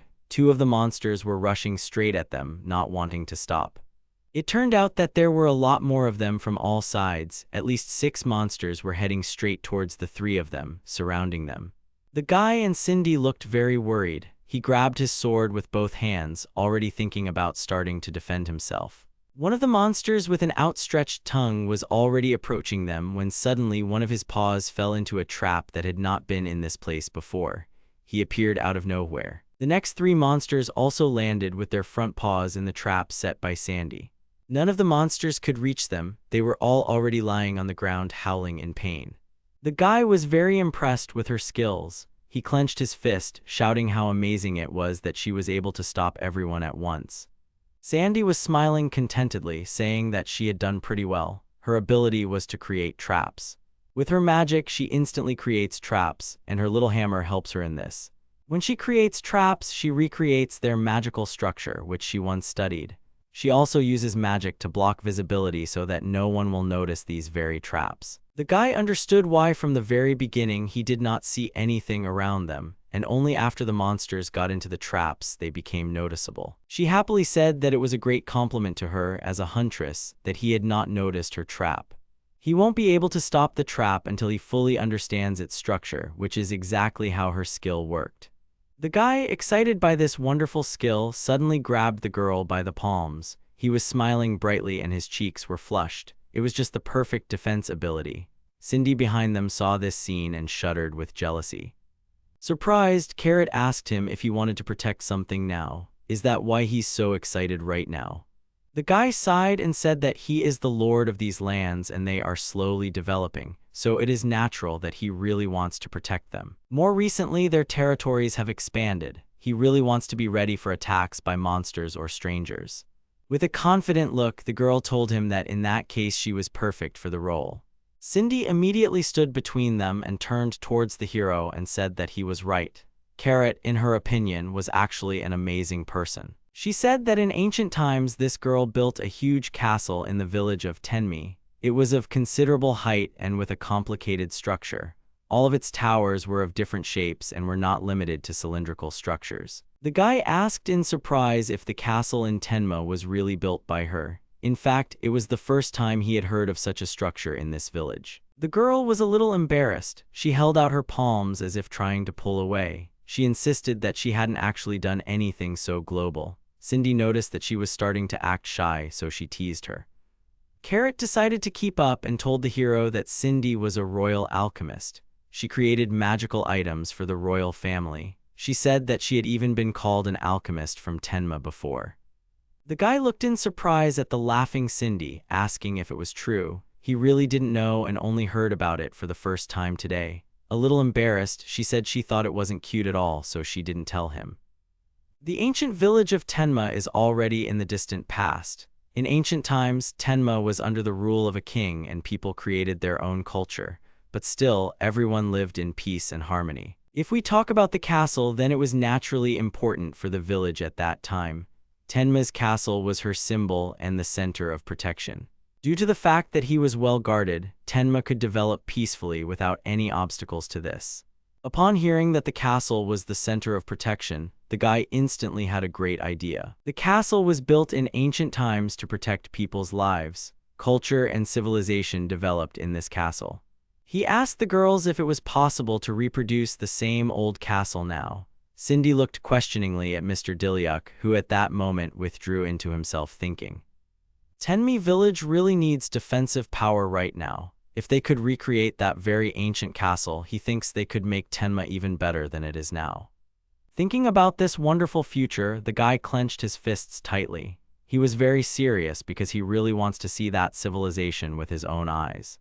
He reached out with his palm to the bag hanging from his belts. Taking out a map, he unfolded it in front of everyone. Carrot looked at it and asked if the area marked on it was the current Tenma. The guy confirmed it. It turns out that the area itself has not changed much since those ancient times. She took part in the construction. She said that it would be necessary to change the plan in accordance with the current situation in the village. But despite all this, she is confident that she will be able to recreate it all as it was in the old days. She looked very convincing and her words were beyond doubt. Cindy happily said that she also really wants to help her and they can do it together. The guy, inspired by this solution to their problem, thanked them. There was no limit to his joy. While the three of them were looking at each other, he told them that in that case they needed to start building the castle immediately. At the same time, the city of Roses.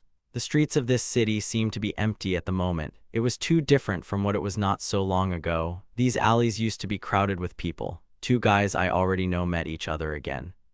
Last time they talked about a village not far from them, and now the news was that the trade in rural products had been stopped. One of them did not understand why this had suddenly happened. It turned out that this was the message from the new lord. Only merchant guilds officially recognized by the lord himself can now trade in the city. Telling this, the blonde man looked very tense and scared. The guy in the hat was full of horror. He did not understand how it happened in the end. The blonde man saw a sign nailed into the ground on the side. With horror on his face, he told his friend in the hat to pay attention to her. It said that they had a tax increase again. The disgruntled resident did not understand how much it was already possible to raise them. He was extremely dissatisfied with what was happening, so he shouted. The blonde man was shaking all over with anger. As soon as this terrible lord came to their lands, everything immediately changed for the worse. His friend, frightened, put his finger to his mouth, asking his friend to speak lower because they can hear him and then he will definitely be punished. He was worried about his friend. They didn't understand what was going on with this city. At the same time, in another place, a man in a formal suit and with long, black hair entered the office.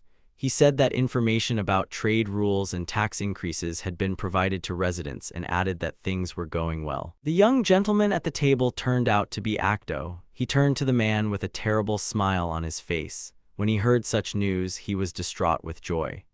The power given to him had intoxicated him too much. Now he believed that he ruled in this city, and then he planned to become the ruler of the village of Tenma, of which Dilyuk was still the lord at the moment. Two already familiar guys from the bear tribe opened a large steel gate and went inside the village. They had weapons in their hands, they were spears. They informed the head of the city that they had already finished with the patrol. Smiling, Dilyuk thanked the men for their work. A bear with dark hair came closer to him and told him the great news that their territory had become much safer than before. It was all thanks to the huge, sturdy, high-rise stone walls. It was also due to the water channels flowing right next to the wall, preventing others from climbing it from the outside. The security measures taken by Carrot have made Tenma village much safer than before. A huge wall with a moat surrounded the entire territory of the village on each side. The girl winked at the hero, saying that with her ability, it was very easy for her. Seeing the girl who came up to him from behind, the hero called out to her. Carrot's ability is to create traps. She creates traps with her magic. Carrot was a trap master and an excellent builder in ancient times. The girl was glad that very soon they would be able to start building the castle. After all, so far they had only a wall and a moat ready. Recreating the ancient Tenma castle is their current task. That building was really great, so it won't be an easy task. A man from the bear tribe said that it is extremely difficult to build alone.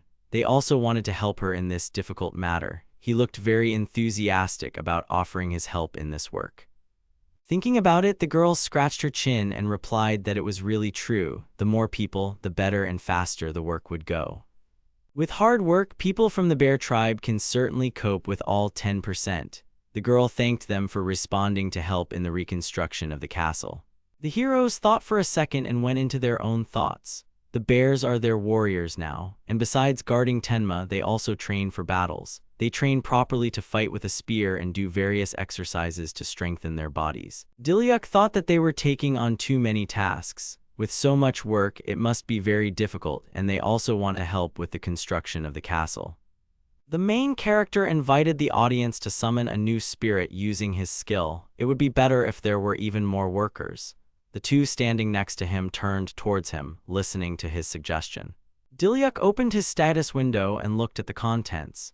His status window showed that he had already scored as many as 800 points out of 1,000 needed. In any case, there is very little left to save up. Today he plans to give his best, and then he will be able to summon another spirit to help the others so that they are not so busy. Carrot asked in surprise if they needed to be in such a hurry in this matter. Smiling, the hero replied that, in principle, it is possible to do everything not so quickly.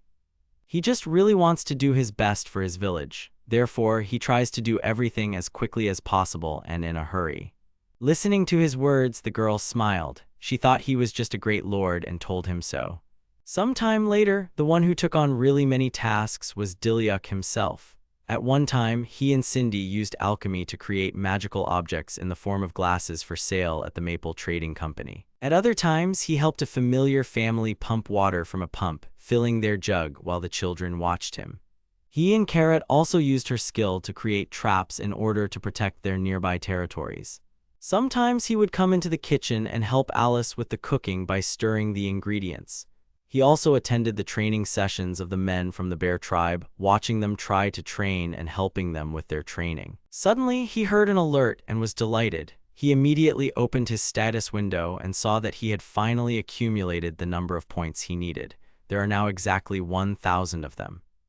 Moving away from the training people, he extended his hand forward. They immediately realized that now they would see the appeal of Mr. Dilyuk. Some of them had seen this with their own eyes for the first time, so they were happy about this event. At this moment, the main character himself was wondering who would appear in front of him this time. It was quite an interesting lottery. For this summoning, he does not read out a long spell. He immediately called the ancients, and a cloud of dust engulfed him from all sides and flew away from his side with a loud sound. A cluster of magic struck the ground between the man and the bears, who were standing nearby. This time, the hero was very surprised to see who he had summoned. A man with long gray hair and a beard stood in front of him. He was wearing a military uniform and a raincoat. A sword hung from his belt and there was a scar on his forehead. He asked why he, Balak, had been called up. The summoned spirit had an indifferent and calm face. His gaze itself seemed to be cold. Unlike the other girls he had previously summoned, this spirit did not look particularly happy because he was called. The main character introduced himself to the summoned man as Dilyuk timidly and said that he was very pleased to meet him. Suddenly, something flashed very close to him, and he drew attention to it by looking at the side where there were movements. Although his eyes widened in shock, he reacted extremely quickly. The old man in front of him was surprised. Standing in a fighting stance with his knees slightly bent, he watched the young man. It turned out that what he saw at his side was the old man's long sword. An ancient spirit attacked him with a weapon, but the hero was able to notice his lunge and managed to pull out his sword, blocking the blow of that one. He used the sword as a shield, taking a blow at it. The men of the bear tribe were indignant. Clenching their fists, they shouted about who this old man was and why he just attacked their head. They were clearly discouraged and angry. Finally, the spirit put his sword back in its scabbard and said that Dilyuk was not going to obey a weakling. If he wants him to obey him, then he needs to show his strength, and only after that he will follow him further. The main character was a little discouraged by this situation. He clearly hadn't expected such a welcome from a newly summoned spirit, so this old man needs his strength. Dilyuk said that the two of them would have a duel. He looked more satisfied, and his face was no longer as emotionless as it had been when he was first called up. Apparently, he enjoyed the fact that the hero was able to parry his attack earlier. Hearing about the duel, Dilyuk froze. He stood in place and looked at his opponent with a discouraged expression. Finally coming to his senses, he agreed to this duel with the spirit. He grabbed the hilt of the sword with both of his hands and pointed it forward towards the old man. He turned to Dilyuk, already telling him more confidently that he was accepting his challenge. The three bears behind the old man stood in place, not moving, and watched them. The spirit liked his courage. Once again, taking out his sword from the scabbard that hung on his belt, he pointed his weapon towards the hero, preparing for a duel. He decided to give him a head start, saying that he could attack him as he wanted. The main character immediately noticed that this spirit had an incredible aura. Just standing in place, there was a huge force from him, which seemed to be pouring light from his body. Dilyuk didn't look at his skill, but he seemed to have more power. A similar aura has already emanated from the hero himself. Dilyuk chuckled as he noticed that the hero got used to chi very quickly. That's what it means to have a summoning skill. The hero was able to conquer and master the summoning skill. The main character had heard about chi for the first time and did not know what it was. He understood that the difference in their combat experience was huge. If he didn't give his all in this duel, he would definitely lose to the ancient spirit. The three of the bear tribe continued to silently watch what was happening. Some of them were discouraged, and some were a little angry about what was happening.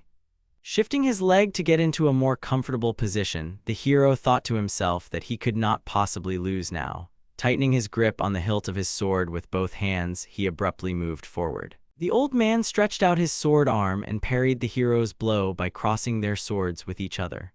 The sharp blades of the weapons made sounds as they rubbed against each other while their masters tried to fend off each other's swords. Finally, they knocked their swords aside in preparation for another attack. The man was watching his opponent closely without moving his gaze away. He noticed that the hero's chi had increased again and his aura had become more powerful. He continued to move forward and attack the spirit without stopping.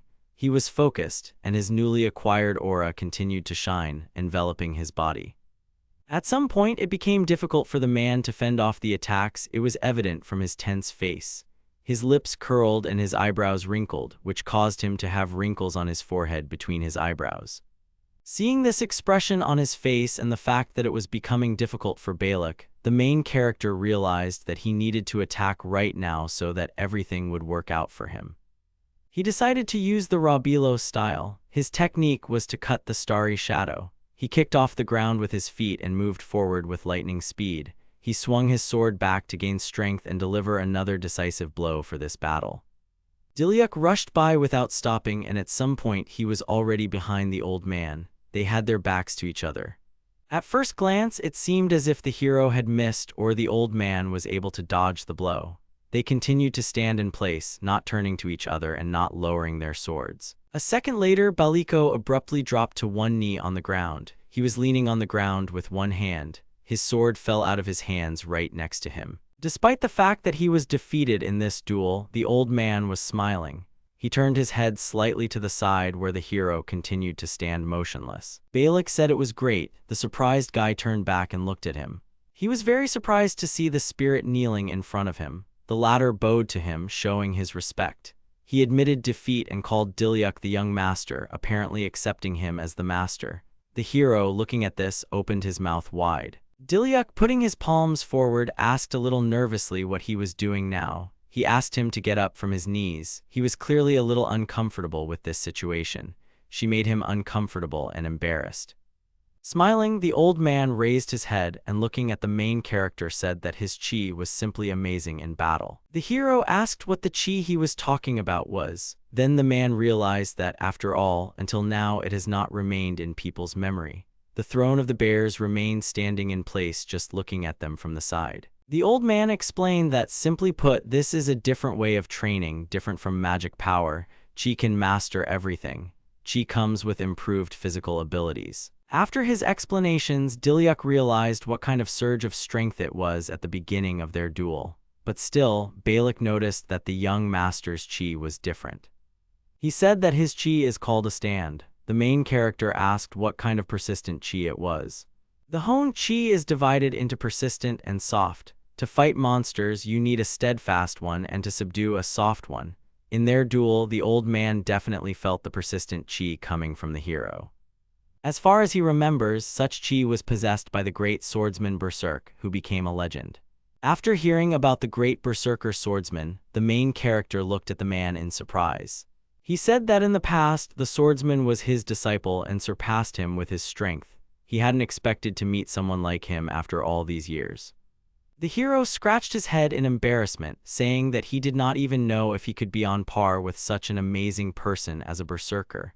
The old man noticed that he was as humble as the other one. They were similar in that, too. Putting his palm to his stomach, he bowed slightly in front of the hero, saying that he could order him in battles. The bears were still watching from that place as the two were having a dialogue about something of their own. One of them, whose hair was the longest, nevertheless came closer to the men, asking if this spirit's name was Dilyuk. The bear with dark hair, putting his hand on his heart, asked to train them. Those standing behind him were also confident.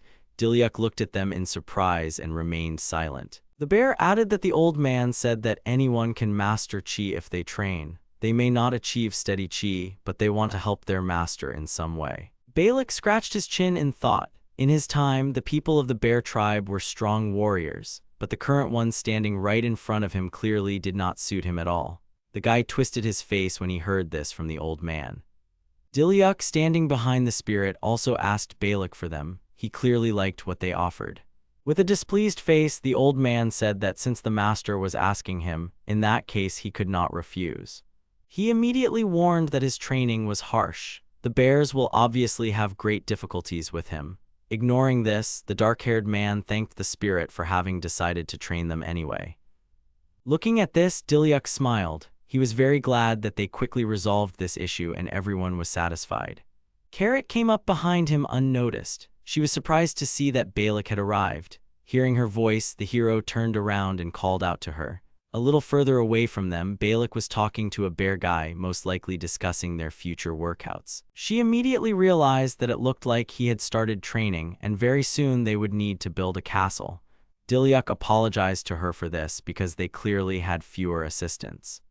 The main character explained to her that those who remained would help her in any way they could. She calmed him down, saying that everything was fine. She asked me to rely on her. Apparently she already had some kind of plan. She couldn't wait for the moment when strong warriors would defend the castle she would build.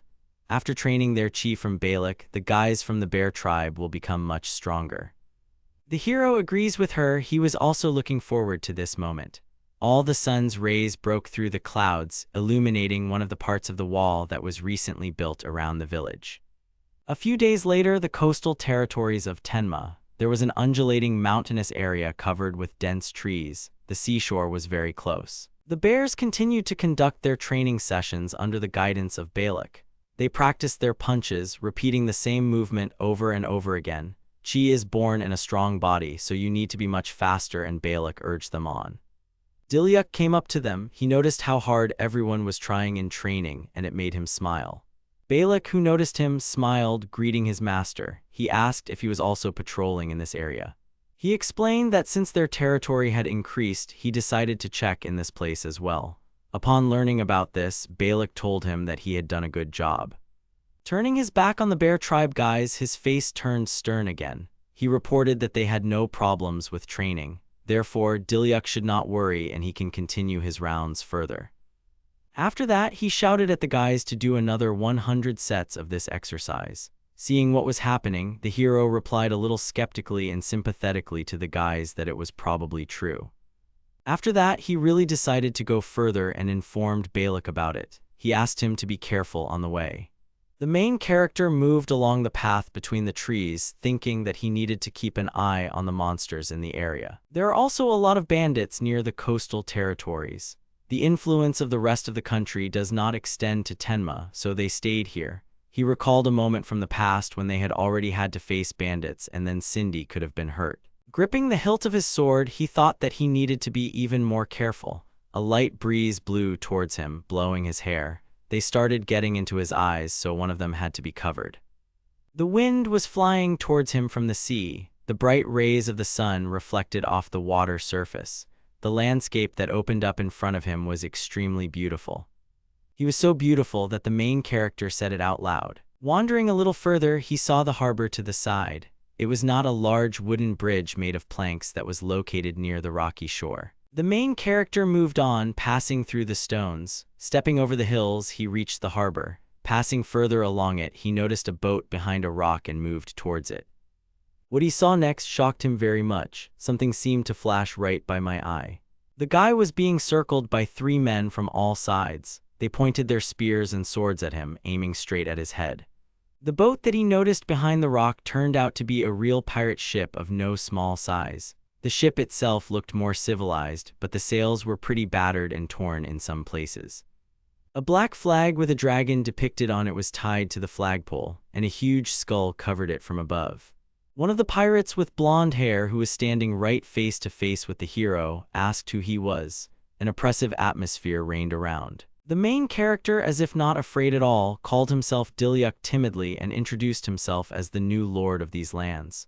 Next, he asked the pirates who they were. He looked straight into the eyes of the other person without taking his gaze away. The pirate realized that in this case his influence does not extend to the sea. The pirate looked quite young with a strong physique. His face looked fierce. He was clearly unhappy about something.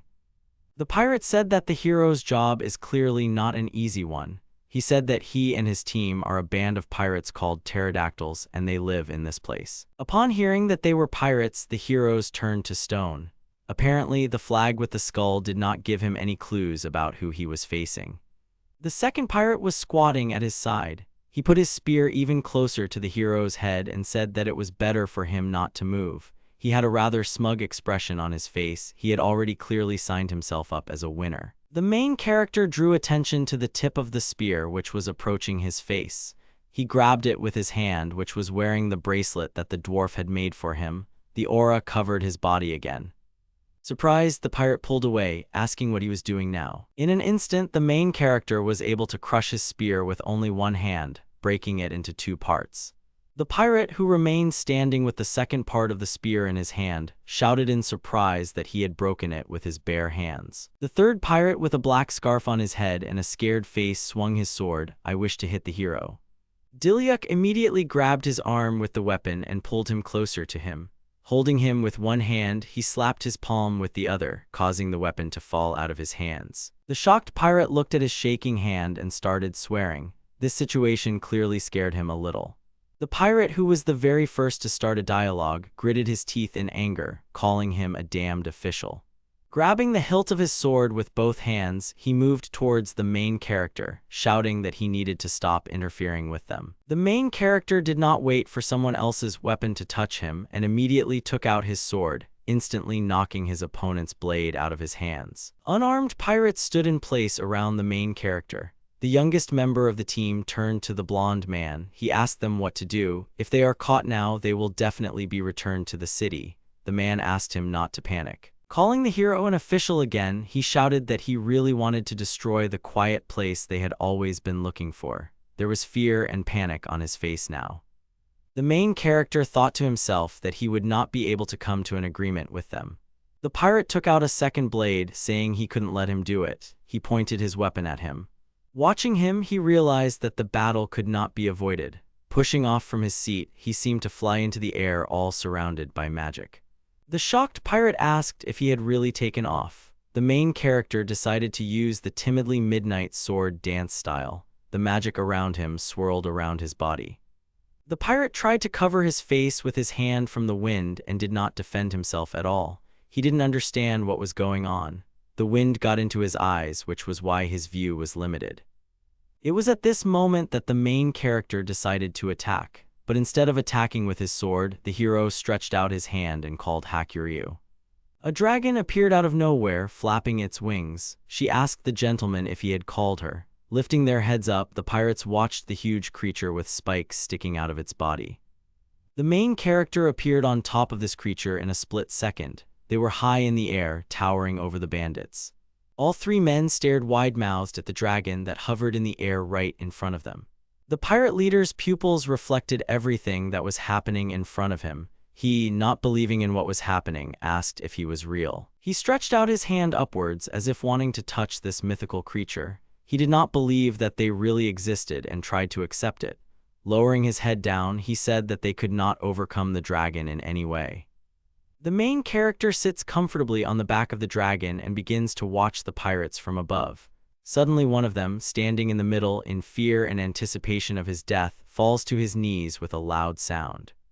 Seeing this, Dilyuk is surprised and frowns. It begins to seem to him that the pirates are no longer going to attack him. Then the main character gets off the dragon and jumps to the ground to them. He leans on his knees and with a friendly smile turns to the man who has fallen to his knees and invites him to tell him about his intentions. After that, the situation between people changes for the better and the guys sit in a circle.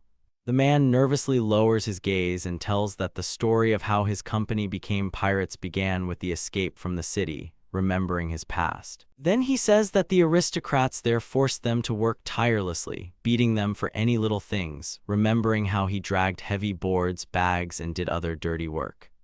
Then the man adds that some of them were even forced to fight for money, and a ring with two fighters pops up in front of his eyes, dozens of people watching the fight. That's why the three men ran away from the city, away from such a life, taking with them everything they needed. The pirate remembers the dawn he saw when he came to the shore strewn with sand, and says that after long wanderings they arrived at the sea, after which they were finally able to live without caring about anything. The man says that the sea became their home while his comrades sat and listened in silence. The main character, looking into the void, thinks about something and concludes that this is why the pirates did not want to return to the city. Then he decides to ask the man why he lowered his sword when he saw Hakuryu. Upon hearing such a question, the pirate suddenly raises his head up to look at the dragon and tries to answer something. But then he says that when he and his comrades were still plowing in the city, one of their acquaintances told stories about dragons. The men were very fascinated by these stories and listened attentively to them with great interest. According to the pirate, the stories were about the legendary era when dragons lived. Then there was peace and tranquility without hunger and discrimination. When Dilyuk hears that they are talking about the legendary era, he immediately shudders and decides that this is Tenma in the past. At this time, the pirate says that they went to sea, wanting freedom and tranquility, making this dragon a symbol. However, then he raises his head up again and adds that their wishes were just fairy tales. It turned out that there is no such thing as peace in life, and men had to survive by stealing things from the rich. Then the main character suddenly frowns and realizes that they were also oppressed. During the story, the man begins to get very angry, which makes him clench his hand into a fist and adds that it was their revenge for all that humiliation. But Dilyuk begins to object, saying that this does not change the essence and the pirates stole anyway. Then he adds with a serious look that they won't get away with it that easily. However, in response to this, the man just grins, surprised at how stubborn the main character is, and convinces him that he and his comrades will get out anywhere. Then Dilyuk suddenly gets up and is about to answer something. He asks the pirates if they will make a deal with Tenma in such a case. For a man, this causes great surprise, which causes his eyes to open wide and his pupils to become small. The main character explains that he wants to hire pirates in his village, and all three men are shocked by this news. But Dilyuk continues anyway. He says that he needs their hard work and knowledge about the sea and offers in return guaranteed money and housing, keeping a confident, friendly smile on his face. Then the man cautiously replies that they, of course, can help with information about the sea and decides to ask why he needs it at all. The main character remembers what the pirates were talking about a few minutes ago and says that if they were serious, they have one dream with him. Upon hearing this, the man immediately frowns and asks in what sense they have the same dream. Then Dilyuk explains that the legendary era that the pirates were talking about existed in Tenma and tells that he is trying to revive it. The man suddenly screams, asking if he really wants to revive this era and assumes that such a thing cannot be done. However, in response, the main character does not answer anything at first, but only smiles with complete confidence. Then, clenching his hand into a fist, he says that with his skill he can summon ancient creatures together with whom he wants to return this era. Dilyuk turns to the man and holds out his hand to him, asking once again if the pirates will help him. He casts his shocked glance at the hero's hand and freezes in place for several seconds. The man thinks about what Dilyuk did not show them but only offered to cooperate, still continuing to look at him. Then he remembers that before they were only oppressed all the time, and seeing how the main character held out his hand to them, unlike those people, he clenches his palm into a fist. Then the pirates begin to look at each other, about to make a decision. After that, the man gets to his feet, leaning on his knees, and reminds the hero that he introduced himself as Dilyuk. At the same moment, the pirate holds out his hand to him and asks with full confidence if he will allow him to help him. The main character is surprised by this reaction and opens his eyes wide. Then the man explains that they also want to see this era, realizing that it may sound a little brazen. Hearing this, Dilyuk also decides to extend his hand in response and says that he is ready to rely on the pirates. After these words, the guys have a strong handshake. The main character and the pirate shake hands, looking into each other's eyes, while the other two pirates watch with a smile. Some time has passed since that moment. Former pirates began to return stolen items. In addition, as promised, they shared information about the sea, showing everything on the map. Their knowledge proved to be very useful. They talked about safety measures, fish, and the like. And then the pirates did something that people clearly did not expect from them. To see their creation, the crowd gathered near the sea, on the pier. The main character casts his gaze at a large and beautiful ship floating in the sea, while Cindy brings her hands to her face and clenches them into fists in surprise. Dilyuk asks if this ship is intended for Tenma, to which the man responds positively and adds that Tenma's fishing vessel is now in front of them. Then the main character turns his attention to the flag and notices the Robilo family coat of arms on it, consisting of a crescent moon and a dragon, wondering how the guys managed to do it. Dilyuk turns to the man and begins to thank him, calling him Captain Dodoria. A little embarrassed, he replies that you can't hang a pirate flag in such a situation. Alice, beaming with happiness, tries to imagine how much they will be able to catch using this ship and calls it a fairy tale. The main character hears this idea and then suggests in this case to go fishing right away. After that, Dodoria's comrade comes out of the crowd and informs him that he will now go and lower the ladder. Finally, Dilyuk's foot sets foot on this big ship. He leans against the side and looking down, enjoys the great breeze.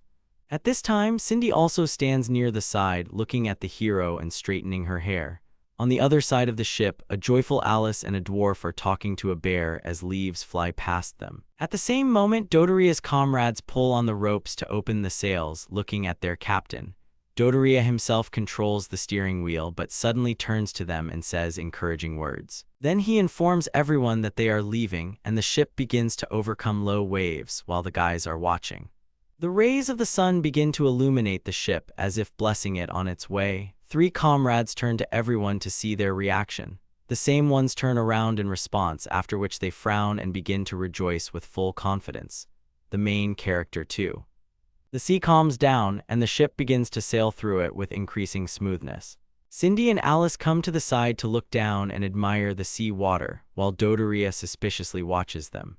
Then he turns to his companions and asks if those girls are the ancient spirits, in response to which they tell him that it looks like that. Then the captain casts his gaze at Dilyuk, remembering that he calls incredible people and saying that it is better not to joke with his skill. Suddenly, Cindy comes up to them and apologizes for bothering them. She decides to ask if they will fish in the open sea, and an excited Dodoria gives a positive answer. But then he adds that because of the weather, it would be better to swim a little more, to which she smiles and thanks him. The captain is a little embarrassed and says that Cindy does not need to be polite to criminals like them, but she is suddenly surprised and reports that she has heard that they have become better behaved. Dodoria looks down at the floor and admits that they are not used to someone treating them as equals. Upon hearing this, the girl smiles again, closing her eyes and being touched by such a reaction. But then she turns to the men and assures them that in Tenma they will quickly get used to it. Cindy says that the master's goal is to make a place where everyone will be happy, after which she clarifies that everyone will be happy without exception. The captain and his companions are surprised at this at first, but then they begin to smile, believing the girl's words. Then, when she goes to the side of the ship, Dodoria joyfully announces an offer to catch fish and thereby please the inhabitants of Tenma. Suddenly, Cindy turns to the hero, forcing him to turn around and take his mind off his studies. She asks if he feels anything, and he replies that this activity is not much different from finding monsters. Then Dilyuk closes his eyes, trying to focus on something. He tries to feel the sea, as if scanning it at great depth. Suddenly, the main character opens his eyes and points his finger down at the girl, saying that there are a lot of fish there. Watching this, Cindy begins to clap her hands and admire his abilities. After that, a dwarf approaches her and informs her that the magic tool is ready, for which the girl thanks him. Then she points to the fishing tool and says that it is her magic net, which automatically closes when a fish gets into it. Then she adds that she made it even bigger to catch a lot of prey, from which the main character begins to rejoice and thank her. In response, Cindy puts her hand to her face and says that she will do anything for Mr. Dilyuk. After that, she thinks that she should quickly reset the network, when suddenly she turns around and notices that Alice is already doing this, which is very surprising. In response, the girl apologizes and replies that she couldn't wait any longer. Cindy walks up to her and, grinning, says that when it comes to food, she becomes downright obsessed. She starts helping Alice and Alice starts laughing with her. Then the girl starts to lower the net and says that she hopes that they will catch a lot. Suddenly, the main character notices a familiar feeling, which makes his face change a lot. At the same moment, he turns to the girls and shouts at them to stop. Suddenly, Alice hears a strange sound. Fear begins to appear in her eyes and she wonders, what is that sound? Then both girls notice that their net has broken off and part of it has begun to sink to the bottom. This makes Dilyuk very wary and he says that there is definitely someone under the ship. Hearing this, Dodoria also tenses up and even begins to guess who it might be. Suddenly, a huge monster's body appears out of the water and the guys recognize it as a sea monster. He had a long horn on his forehead, and long hair and huge fangs protruded from his mouth with many sharp teeth. When Dilyuk sees the monster, he gets a little scared, which makes him open his mouth a little. His pupils are greatly reduced and his eyes are wide open. The main character tells that earlier he went to the shore, which became their territory. There he was surrounded by a pirate crew under the command of Dodoria, who was very unfriendly. However, their dreams of an ancient civilization turned out to be similar, and so they decided to cooperate for the sake of Tenma's future. Then Dilyuk says that after that they received a ship from the pirates, which became their fishing vessel. After that, the guys went out to sea to catch fish. Frightened, Cindy and Alice turned to the hero, waiting for further orders from him. However, he, still looking overboard, still cannot believe that they have met a sea monster. At this moment, the monster rises slightly and approaches the ship to attack it. Then it lets out a very loud scream, showing its sharp fangs and teeth. At the same moment, the monster makes a dash towards the ship. From the impact, the ship begins to shake from side to side, which makes the hero and Cindy barely manage to stay on their feet. Suddenly, Dodoria, holding on to the mast, begins to shout to Dilyuk about this monster, saying that his name is Todozer, and that, according to rumors, he destroys ships with his horn. At this time, the sea monster is preparing to strike the ship again. Looking at this, Dilyuk thinks that he needs to be taken away from the ship as soon as possible. He realizes that a battle with a monster in the middle of the sea will definitely damage the ship and tries to come up with something. Then the main character raises his hand up and decides to summon Hakuryu. At the same moment, a large dragon appears in the sky, not far from the ship, which forces the monster to pay attention to itself and distract from the attack. Dodoria's comrades are very surprised to see Hakur, and the captain himself recognizes in him the dragon that appeared during their fight with the hero. At this time, the dragon flies a little closer to give Dilyuk the opportunity to grab hold of himself. The main character does so, after which he flies high into the sky with Hakuryu pulling out his sword. Seeing this, Cindy, standing by the side, immediately frowns and asks what he is up to. The dragon begins to fly away from the ship, and Dilyuk begins to shout at the monster to follow them. When the monster begins to swim in their direction, the main character responds to Cindy, shouting that he will take care of Tadozor. Then the girl realizes that Dilyuk is distracting the monster's attention from the ship in order to protect the others. Watching the monster continue to swim after him, the main character begins to think that in this way he will be able to take him even further. Suddenly he turns to Hakur and asks if he can go down closer to the water, and he agrees to do so. The dragon begins to descend rapidly, and the monster, seeing this, begins to prepare for battle. Approaching him, the main character puts the sword in front of him, and an unusual aura appears around him. Cindy suddenly notices that this is not ordinary magic and begins to suspect that he is using something else. Dilyuk hears this and thinks that the girl is right because this is the chi. When there is less than a meter between him and the monster, he points his sword at Tadozor, striking. The main character confidently points his sword at the monster and hits it with the help of chi. After that, an aura also appears around Tadozor. At this time, the worried guys were watching this from the ship. Cindy frowned and watched the hero's every move. Alice and the bear watched, not knowing what to expect, and Dodoria and his companions just stood to the side, doing nothing. Dilyuk remains watching the monster intently with a frown on his face. He's still holding the sword pointed at the monster when suddenly it lets out a growl. Then he falls silent and suddenly worships the hero, which makes him decide to lower his weapon. At the same moment, Tadozor opens his eyes, which become cute and makes a friendly sound. Seeing this, Dilyuk finally exhales with relief and begins to smile. The girls also begin to rejoice that the danger has passed and are touched by the monster's reaction, while Dodoria stands behind and does not understand anything. The dragon notices that he used a soft chi and says it was great. He decides to stroke Tadozor and asks him to try not to arrange this next time, in response to which he again makes a friendly sound in agreement. After that, Dilyuk returns to the ship. Cindy immediately rushes to him, asking him not to scare him like that anymore. The main character apologizes to her and justifies himself by saying that he did not have time to explain. Then Dodoria comes up to them and says that they surprised him a lot because, without making much effort, they conquered Tadozor, nicknamed the Lord of the Sea. But in response, Dilyuk tells with a smile that he did it all thanks to chi. Then a bear joined him, saying that he had heard about this ability from a teacher and concluded that the main character was definitely an unusual person. Alice begins to praise him when suddenly Cindy screams that these are her words. Then Dilyuk draws attention to the dwarf and he informs that Cindy has already fixed the network, after which the hero expresses his gratitude to her. Then he turns to all the guys and happily announces the start of fishing, which causes a violent reaction from those. After a while, the guys Dilyuk, Cindy, and the bear take out a fishing net to look at the catch. Despite the fact that they expected a good result, there were even more fish, which Alice began to be very happy about. The hero was also pleased with such a catch. Cindy starts having fun jumping on the spot, while Dodoria's companions were surprised by such a large number of fish.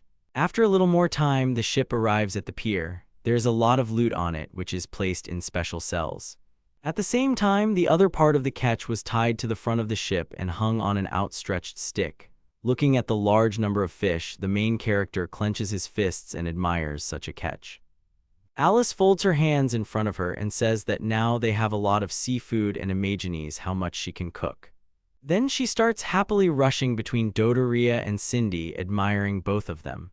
The girl tells the first one that it's all thanks to the pirate's knowledge of the sea, after which she adds that the second one's magic tool is also beautiful. At the same time, one of the captain's companions approaches one of the fish and asks if it is even possible to eat this huge fish. This question clearly shocks Alice, which is why she immediately changes her face and throws her indignant look at the man. Then she clenches her fists and starts screaming, outraged that people in the current era do not eat tuna. Upon hearing the name of this fish, the hero admits that he has never tasted it, which Alice is very surprised at. She begins to get angry, not understanding how they cannot know the incredible taste of this fish, and decides to make them know its value. Alice opens her eyes, in which a spark suddenly lights up, and promises the guys to cook fish for them. After that, the girl puts on an apron, arms herself with a knife, and starts butchering the fish. She makes a swing with the instrument. Then she separates the two halves of a large tuna body, which she cut effortlessly. The main character is surprised at how Alice quickly coped with such a large amount of work, and Cindy concludes that the girl is also skilled with seafood. After a while, the girl serves the cooked and beautifully laid out dish to the guys and thanks them for waiting. Dilyuk admires it and says it looks delicious, while Cindy notices that everything is very beautifully sliced, smells delicious, and brings back memories. Alice is a little embarrassed and reports that after cutting up a lot of meat turned out, and then the main character offers to have lunch right on the ship, admitting that he expected something like this. Then the bear comes to the table and pours wine into a glass, while the dwarf brings the plates. The glass is gradually filled with a drink with the sound of liquid bubbling. Cindy folds her hands in front of her and invites everyone to have a full lunch, and then Dilyuk wishes them a pleasant appetite. After that, he pins the meat on a fork and puts it in his mouth to taste. At the same moment, Dilyuk begins to admire the taste of the food and admits that he did not know that there was such a juicy fish. Alice tells with a satisfied face that if you use her skill, then each fish becomes very tasty, after which she advises the hero to eat sashimi with salt to enjoy the taste of the ingredients. Then she turns to him and remembers that he made the salt, but he explains that he was just using Cindy's skill. At this time, the latter eats the dish with pleasure and says that it is not surprising that it is so delicious. Suddenly, the main character remembers about the rest of the crew and turns back while his friends continue their meal. He turns to Dodoria and his companions, offering them to have lunch with them too, but the captain refuses this. The man glances at his reflection in the glass, doubting that it would be normal if they ate with them. However, in response, Dilyuk smiles and convinces Dodoria that there is nothing wrong with this. He notices that everyone here was born at different times, looking at the way Cindy smiles. Then, looking at the dwarf and the bear, he adds that they belong to different species. After that, he glances at Alice, who is holding two plates in both hands.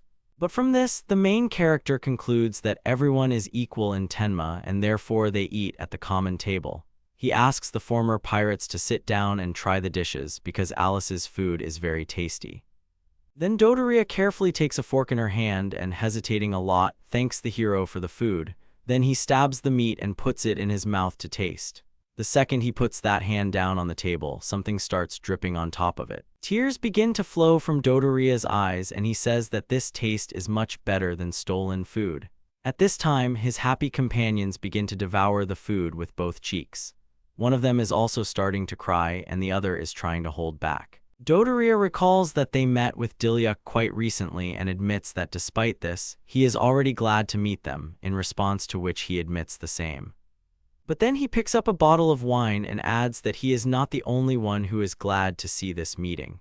Suddenly, the main character raises his hand up, looking at the sky, and informs them that someone else wanted to greet them. At the same moment, Hakuryu appears above all the guys and they begin to rejoice at his appearance.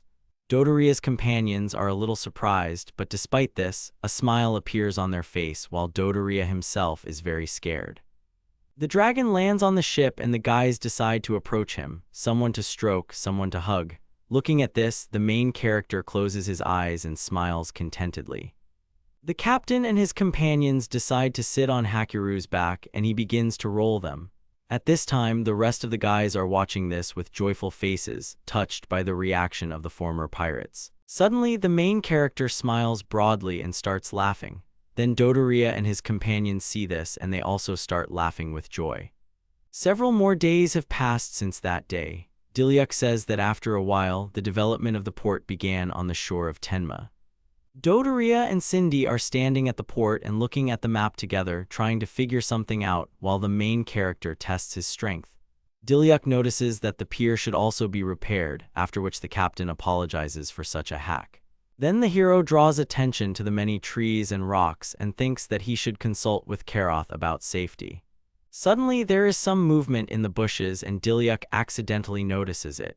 He is surprised that something has moved, but he does not feel magic nearby at all. The main character decides to inform the guys that someone is hiding in the bushes, forcing them to take their minds off the lesson and be surprised. Then he carefully approaches the place where he saw the movement. Suddenly, Dilyuk notices someone's tail sticking out of the foliage, which is swinging from side to side. At the same moment, a little girl with ears jumps out of the bushes, realizing that she has been noticed. She tells the hero not to approach and calls him a henchman of roses. Her appearance surprises the guys a lot. Dodoria tries to figure out what's going on. Cindy looks at the girl in a puzzled way and Dilyuk asks her who she is. The main character meets a girl with ears in the bushes, who is clearly unfriendly. He decides to ask her who she is, while Dodoria and Cindy are standing behind him and watching her. However, the girl starts screaming in response, telling Dilyuk not to approach, calling him a man. Then she stretches out her hand and notices that people have got here, after which her hand turns into a paw with claws. Dodoria notices that the girl has transformed her hand and is very surprised by this. Then he adds that he has seen this only once, and the main character concludes that she is a half-human who has the characteristics of dogs. But the girl starts screaming again, telling him not to dare to say anything about her brothers and calls him a henchman of roses. From what he heard, Dilyuk falls into a stupor and tries to remember something about roses. Cindy thinks about it and remembers that Roses is that town nearby, and he, agreeing with her, assumes that something bad has happened. Then the main character decided to ask if the girl could tell him about the details, after which he introduces himself as Dilyuk Rabilo, the lord of the village of Tenma. Then he draws attention to the ship's flag and notes that that coat of arms is different from his coat of arms. However, the girl suddenly screams, ordering the hero to quickly shut up. She says that people are her enemies and says that she will never forget how they burned down her house. Upon hearing this, the main character immediately frowns and becomes alert, realizing that most likely someone attacked her house. Then he decides to ask about what happened in Roses and starts reaching out to her. But the girl says that she is not going to talk to people because Mr. Hakuro will decide, after which she turns her back on Dilyuk. Then she makes a dash and starts jumping through the bushes from one to the other. At this time, the main character remains standing in place, just watching her. Dodoria also notices that the girl has left and Cindy turns to Dilyuk, worried about him. He puts his hand to his chin and wonders what she meant since he didn't understand much. He remembers that Actto is now the Lord of Roses and understands that it is dangerous to ignore such things. Then he turns to his friends and says that he wants to know more about what is happening in Tenma's neighborhood, after which he offers to follow the girl and find out everything, to which Cindy replies that she will go too. Then Dodoria frowned and looked down, saying that it should not be left like this and it was worth fighting back against Roses. However, the hero did not agree with him and replied that there was no need to give them a reason to attack, so now he just offers to go on a reconnaissance mission. Suddenly, he thinks again, remembers the angry face of that girl, and concludes that it looks like the situation is not easy. Then he suggests that Cindy and Dodoria move into the forest, to which they agree and follow him. They decide to go there with the dragon and, sitting on its back, fly high above the forest. Dodoria asks the hero where the people to whom that girl belongs live while he examines everything below. Then he turns to his friend and replies that they live in the forest of the White Wolf. Dilyuk says that this forest is located both on the territory of Tenma and on the territory of Roses. And since this land is not governed by a country, many half-humans live on it. But suddenly the main character notices that there is a large empty space among the trees and frowns heavily. He reports that they are approaching the border of Tenma and points ahead. When the guys land, they come down to the ground to look around. At first, the hero tries to find words, not knowing what to say, but then, looking ahead, he wonders, what is it? He sees the ruins of houses, burned trees, wounded half-humans, and the girl he met in the bushes. Looking at this, Cindy puts her hand to her face and calls what is happening some kind of horror. Dodoria also notices that everything is burned out here and talks about it. And the main character, seeing such a picture, becomes very serious. Suddenly, the girl turns around and notices them, asking if they were stalking her. Dilyuk carefully tries to talk to her and first decides to apologize. Then he tells her that he just wants to know what happened here. Then the girl stays in place and says that this horror was not caused by the residents of the City of Roses. Then she turns her attention first to the lonely girl and then to the child sitting next to his parent. The girl asks if the guys want to know about what happened here and what people did to her people. The girl frowns and says that all this happened after Lord Rasasa was replaced. Upon hearing this, the main character changes his mind and becomes wary, suspecting something. Initially, there were few demons in the White Wolf Forest, as many demi-humans lived in peace and tranquility on the territory. But one day, people from Roses came with money and food and said that if the beastmen obeyed Mr. Actto, their territories and lives would be saved. Then Actto himself suggested that they themselves understand what will happen in case of refusal. The chief among the beastmen waved his hand, causing the others to be surprised. The girl says that her father, who was the head of the settlement, agreed with this and signed the document.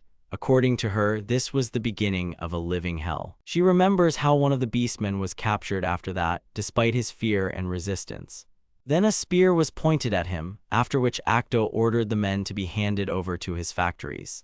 He turned his attention to the other beastmen and added, ordering them to give out women for their warriors, which made them very scared. And then Actto turned to the others and in addition informed them that they would pay tribute to them every week. In the end, he argued that from now on he is the king and god here. Actto informed the beastmen that they now had no freedom of religion, which made them surprised and upset. Then he turned his attention to the statue and decided to order the disposal of the figurines of this dog, threatening everyone with a bad end. The beastmen began to object, saying that Mr. Hakuro had always guided them and did not understand how to do this. Then the head of the settlement threw himself at Acto's feet and began to beg him to leave at least this statue. While telling this, the girl begins to get furious and frowns heavily, baring her teeth. In addition, her hand clenches into a fist. After that, the girl points her hand back and informs that the people from Roses burned everything anyway. Upon hearing this, the hero and Dodoria make a serious face and frown, and Cindy gets very upset. Tears begin to flow from the girl's eyes, and she begins to fiercely ask Dilyuk about what they could have done to people to deserve this. After a few seconds, she asks him to answer and repeats her question. Then she starts crying and asks what her dad and mom did so badly. After that, the girl calms down a little and clenches her palm into a fist. Seeing this, the main character decides to clarify where her parents are now. However, the girl says that she does not even have a clue if they are whole at all. She then explains that she was taken to Roses shortly before the incident. Suddenly, she clenches her fist even tighter again and remembers that her friends are gone too. This news makes Dodoria and Cindy even more angry. Then the main character realizes that everything is even worse than he expected. He concludes that Actto did not think at all about people's lives, but simply went along with his desires and thinks that this is very similar to him. Then Dilyuk realizes that now Actto is capable of any cruelty and decides that he cannot be allowed to continue in the same spirit. He frowns heavily and tells himself that he needs to save these people. However, after a second, his face immediately changes and he decides to ask the girl if she wants to go to Tenma with them. Upon hearing this, she becomes enraged and decides to ask Dilyuk's proposal again. She puts her hand to her chest and asks if he really wants her to go to a human village, surprised that he thinks she will trust him. However, contrary to the girl's expectations, the main character says that she may not trust him, which is why her look changes a lot. Her eyes begin to look at Dilyuk's face and realize that he is very serious. Suddenly, he answers her that the girl herself must understand that there are many wounded here and that it is dangerous for them to stay here. But the girl behind whom there were ruins begins to object. She clenches her hands into fists and tries to say something while fear begins to be read in her eyes. Suddenly, she hears a voice calling her name, calling her Kuraro. The girl turns and sees a beastman behind her who stretches out his hand to her. At the same moment, she runs up to him and calls him Grandpa. He lies down on the ground out of impotence and tells Kuraro that the main character is right, calling him a young man. Then he adds that they are already at the limit and convinces his granddaughter that the young man can help them. While the girl looks at his condition with horror in her eyes, he says that the beastmen can move to Tenma. Grandfather remembers how Kuroro alone collected food for them and ran around the dark territory in search of a quiet place. Then he turns to her and says that she did a good job, while tears begin to flow from her eyes like a river. The grandfather, with the last of his strength, decides to get up anyway and decides to tell his granddaughter one last time that now put pride aside and live. After Grandpa stops talking, Kuroro stops crying and falls silent for a while. Then she turns to the guys anyway and tells the hero that she will accept his offer. However, then the girl throws her look at him in which contempt was visible and adds that half-humans cannot trust them. The girl explains that she doesn't ask for help, but she can't lie anymore because she doesn't see the point. In response, Dilyuk begins to look at the floor, smiles, and says that he understands her. However, he then clarifies that he understands her a little differently and tells her that Actto also drove him out of the house.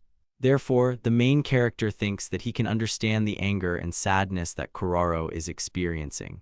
He says he just wants her people to live, and the girl suddenly changes her face and starts crying. Then she grabs her clothes, not knowing what to say. However, then the girl hesitantly agrees with the hero. Then Kuroro takes the surviving beastmen with him and leads them to a large settlement. Standing in front of the entrance, she informs her relatives that the village of Tenma is now in front of them. Then she sees the hero's friends and is a little surprised. The girl notices the bear man and the dwarf, after which she concludes that half-humans live here. Suddenly, a joyful Cindy appears behind her, who says that in the dark everyone cooperates and lives together. At the same moment, Kuroro's gaze changes and his eyes become wider. Seeing this, the chief says that Cindy is not lying and everyone here is free in faith and culture. Then the girl takes out a small statuette and makes a conclusion about Hakuro's intentions. The main character approaches her and confirms her words by holding out his hand. First, Kuroro hands the statuette to him. Dilyuk pays attention to her, and then the girl with a sad face tells that she is the only survivor. However, then she notices that the statuette is pretty cracked and is not in the best condition. Dilyuk begins to peer into this interesting object. Suddenly, he realizes that this statuette is a symbol of the pride of the people to whom Kuroro belongs, looking at how she hugs her to herself. Then the main character politely smiles and offers to fix her thing, asking if the girl would mind it. Upon hearing this, Kuroro raises his sad gaze at him, in which there was a drop of hope, and clarifies whether he can do it for sure. Suddenly, Cindy appears from behind him, who confirms her guesses and tells her to just give the statuette to the hero. For a while after that, Dilyuk and Kuroro remain standing in place and look at each other. In the end, she still decides to hand the statuette to him. He is pleasantly surprised by her trust in him and makes him smile. He picks up the object and uses an alchemical transformation, after which the cracks on the statuette disappear.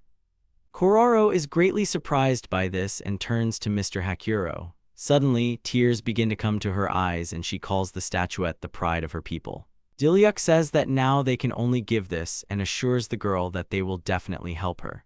Then, with a smile, he hands Kuroro her statuette, while Cindy and Dodoria watch with kindness in their eyes. The girl casts her gaze at the thing and carefully stretches out her hand while her relatives happily support her. The statuette is passed directly from hand to hand, and until the girl takes it, the main character does not let go of the object. Tears begin to flow from Kuroro's eyes again and she turns to Dilyuk, calling him master. In response, he just smiles and closes his eyes. Finally, the girl takes her thing from his hands and, hesitating a little, expresses her gratitude. Then she begins to discuss something with her relatives while the main character silently watches this.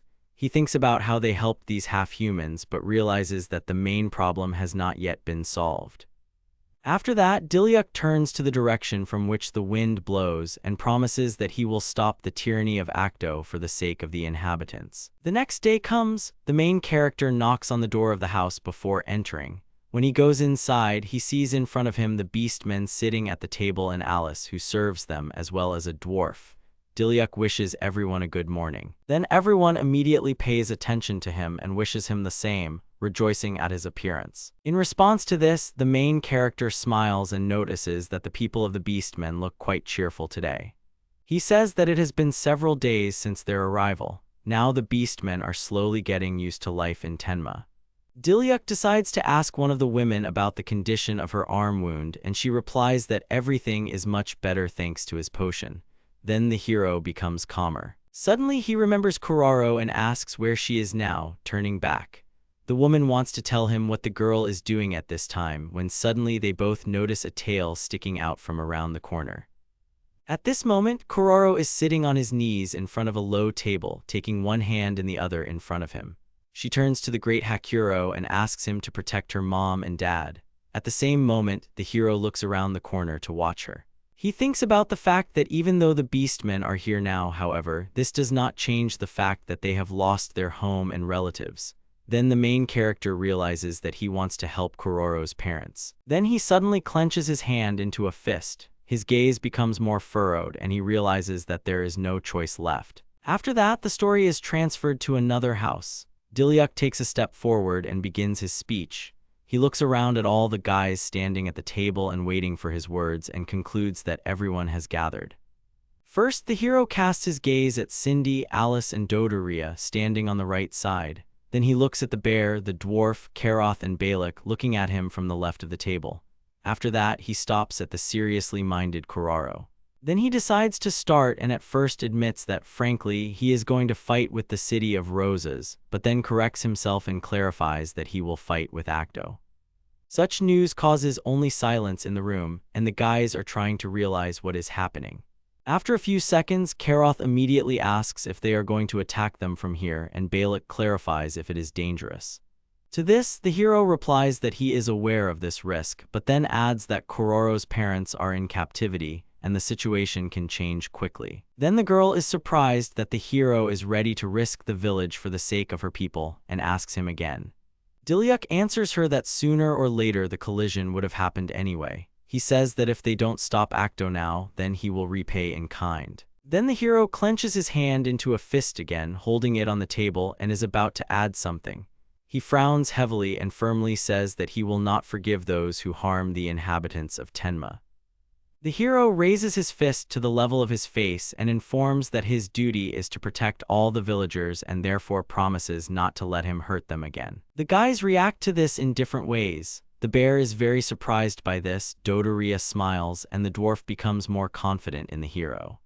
Karoth is in favor of this idea since the head of the village said so. The other girls don't have time to answer anything yet, while Balak just smiles and lowers his head as an agreement. Cindy replies that as a summoned spirit, she will definitely help, but not only for this reason. She says that Dilyuk always defended Tenma, remembering his battles. Then the girl adds that she is a witness to this. From this, Cindy concludes that this is why they are doing well this time. In response to the hero, he is pleasantly surprised and, smiling, calls her name. Then Dodoria offers to act, and the bear promises to help in the same way as Dilyuk helped them once, after which the dwarf supports them. Suddenly, the hero hears the voice of Hakuro, who asks not to forget about him, and he thanks him. Then he casts his gaze at Kuroro and addresses her, saying that they have decided everything.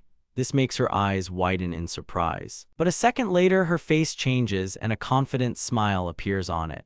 The girl agrees with the hero and promises in this case to join them too. Then Dilyuk expresses great gratitude to everyone and now suggests developing a strategy. Dodoria folds her arms over her chest and asks what they should do since they can't just attack.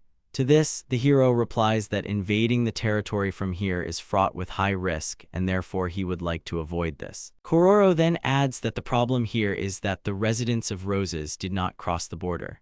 She says that initially their village was located between the territories of Tenma and Roses, and the initiator of the arson was the latter. Then Dodoria becomes enraged and says that the village on Tenma's territory was also burned down and assumes that the residents of Roses will most likely claim that a natural fire is to blame. The main character thinks about the fact that they tried not to invade the territory of Roses and assumes that Actto does not know exactly about the border and territories, after which he wonders, who told him? Then Balak suggests that they could attack from the other side, but Dilyuk says that their enemies think the same way. However, suddenly his gaze changes a lot and a brilliant idea suddenly comes to mind. The hero understands that it would be nice to have a good reason. Upon hearing this, Kuroro is surprised. Then he turns to the guys and informs them that everyone's strength will be needed in this regard. No one objected to him, as everyone agreed. From that moment on, the story is transferred to the forest of the White Wolf to the border territories. Dilyuk sits down to inspect the ground when suddenly he is called out. Karoth informs him that they are done with the preparation, and the hero says that they are well done. She then adds that all the animals nearby have gone further away, and Cindy calls Karoth's skill amazing. Then Dilyuk turns to Hacker flying in the sky and asks him how the situation in the forest is, and he replies that there is no one nearby and that they can start at any moment. Having taken this into account, the hero gets to his feet and appears in front of a lot of trees. Suddenly, he pulls out his sword and holds it out in front of him, exhaling heavily. The hero then uses the release of magical power, after which his bracelet is activated. At the same moment, a spiral-shaped fire appears around his sword. Seeing this, Cindy is surprised at how much accumulated magic is in the bracelet. Then Dilyuk makes a big swing, after which he releases all the fire magic forward. All the trees in front of him immediately burn down, and thus a straight path appears. The fire sweeps very far and burns everything in its path. When the hero finishes his machinations, Cindy starts screaming that they now have a way. He turns to her and says that he will continue to rely on her, and she promises that she will not let him down. Then the girl stretches her arms out in front of her and uses an alchemical transformation, after which something similar to a pentagram appears in her hands. Dilyuk puts the sword in front of him again and concludes that everything is fine and going according to plan. However, suddenly he hears footsteps. The hero asks what kind of sound it was and assumes that it is an enemy. After that, people come out of the forest and Dilyuk, frowning, realizes that they have come after all. Two soldiers of roses appear before him. One of them turns to the hero and asks what he is doing on their territory, and the other says that he will have a bad end if he decides to attack them. The soldiers point their spears at Dilyuk and, asking who he is, order him to give his name. Then he introduces himself with a smile as Dilyuk Rabilo, the lord of the village called Tenma. Upon hearing this, the soldiers are shocked and ask him again. They then conclude that the lord himself attacked them and tell them to prepare for revenge. One of them starts to advance and makes a dash. He then extends his spear forward to strike. However, Dilyuk blocks it with a light movement, putting it under the sharp part of the spear. He confidently says that the soldier is talking some nonsense and is watching his reaction. Upon hearing this, he clearly starts to get nervous, and then the hero adds that they will face his revenge. Then the attacking soldier retreats and his comrade does not even dare to attack. Suddenly he notices that there is fresh earth under his feet and is greatly surprised by this. Then the soldier raises his head, hearing a voice that confirms his guesses. Cindy adds that this road was just created for Tenma. The soldier who attacked the hero becomes enraged and asks again what the girl said. Suddenly, he is informed that the right way to the territory lies behind the trees standing behind, forcing him to look back. Cindy says that they disguised the real border using fallen trees and grass. Thus, the soldiers, without knowing it, suddenly crossed the border and found themselves in the territories of Tenma. Cindy explains this to them. She then explains that, simply put, the soldiers broke into foreign territories, thereby shocking them. Seeing this, the girl smiles contentedly and frowns. Not knowing what to say, the soldiers just stay put and continue to remain silent.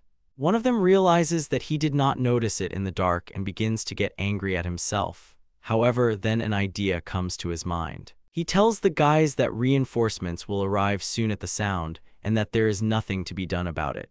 After that, voices begin to come from the bushes, which find out where the noise came from. After a while, reinforcements come out of the bushes, and then the soldier says that there are more roses people, from which he concludes that the hero and his friends have already lost. But Dilyuk is not a bit scared and instead calls out to Carrot.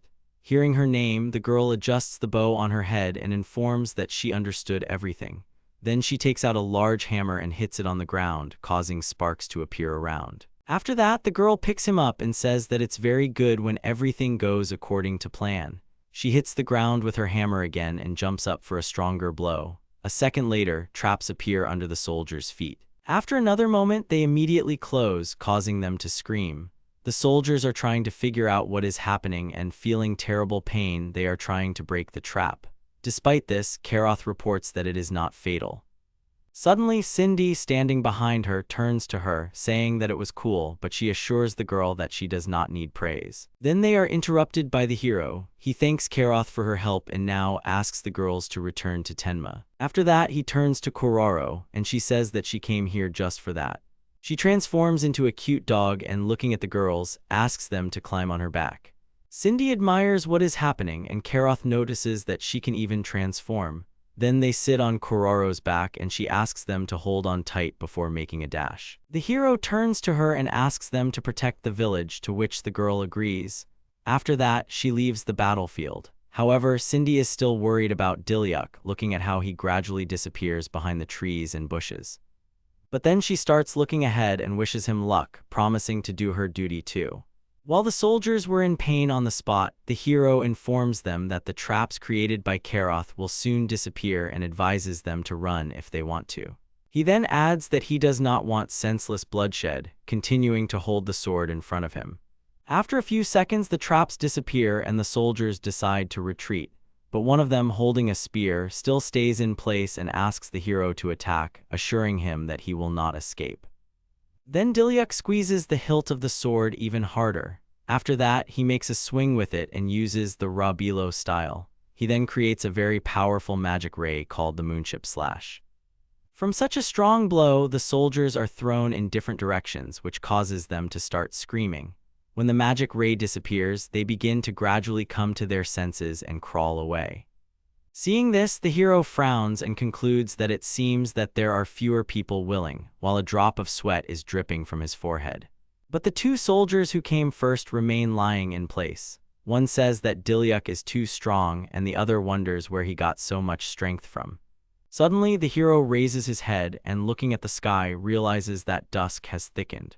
Then he realizes that the soldiers of the Night Watch can no longer move, and the escapees have most likely already called for reinforcements. Then he looks down at the floor and thinks that more trained fighters will come next. Dilyuk stretches out his sword arm in front of him and, noticing a tremor in his body, concludes that he has spent too much strength. However, suddenly he remembers something and reaches into the inside pocket of his jacket. The hero says that it is for such situations that he has food with him, which Alice has prepared. Suddenly, memories flash before his eyes of when she said that she was not very useful in battle and offered him her food, hoping that at least she would help him. Chewing on the food, Dilyuk begins to feel that his magic has been restored, for which he mentally expresses gratitude to Alice. Then he puts the sword in front of him again and thinks that now he cannot be afraid of another batch of soldiers, since he will definitely protect the dark, because that is his plan. The hero decides to take over the reinforcements with full confidence, which makes him frown heavily. But suddenly only one person comes out of the forest, who notices what kind of Dilyuk has power. When he comes out of the darkness, he turns out to be a tall man, vaguely Actto-like, with long black hair. With a malicious smile, he offers Dilyuk to fight with himself, making him wary. Standing in front of the man, the main character decides to ask who he is. However, in response to this, he asks to show what Dilyuk is capable of. The departing soldiers turn around and call him Mr. Daltrin, adding that the hero is clearly unable to cope with him.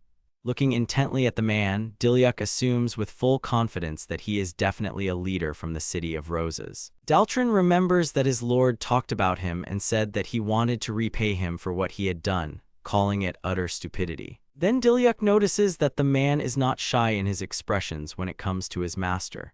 But Daltrin begins to laugh when he hears that the hero called Actto a gentleman, and says that even though he has money and land, he doesn't have enough brains. Then he adds that Actto does whatever he tells him and asks Dilyuk the question, why is this so? After that, the man pulls out his weapon and says that in order to continue living like this, he will give him a helping hand. Having said that, he starts waving his instrument. The hero realizes that this is Morgenstern and thinks that he needs to be more careful.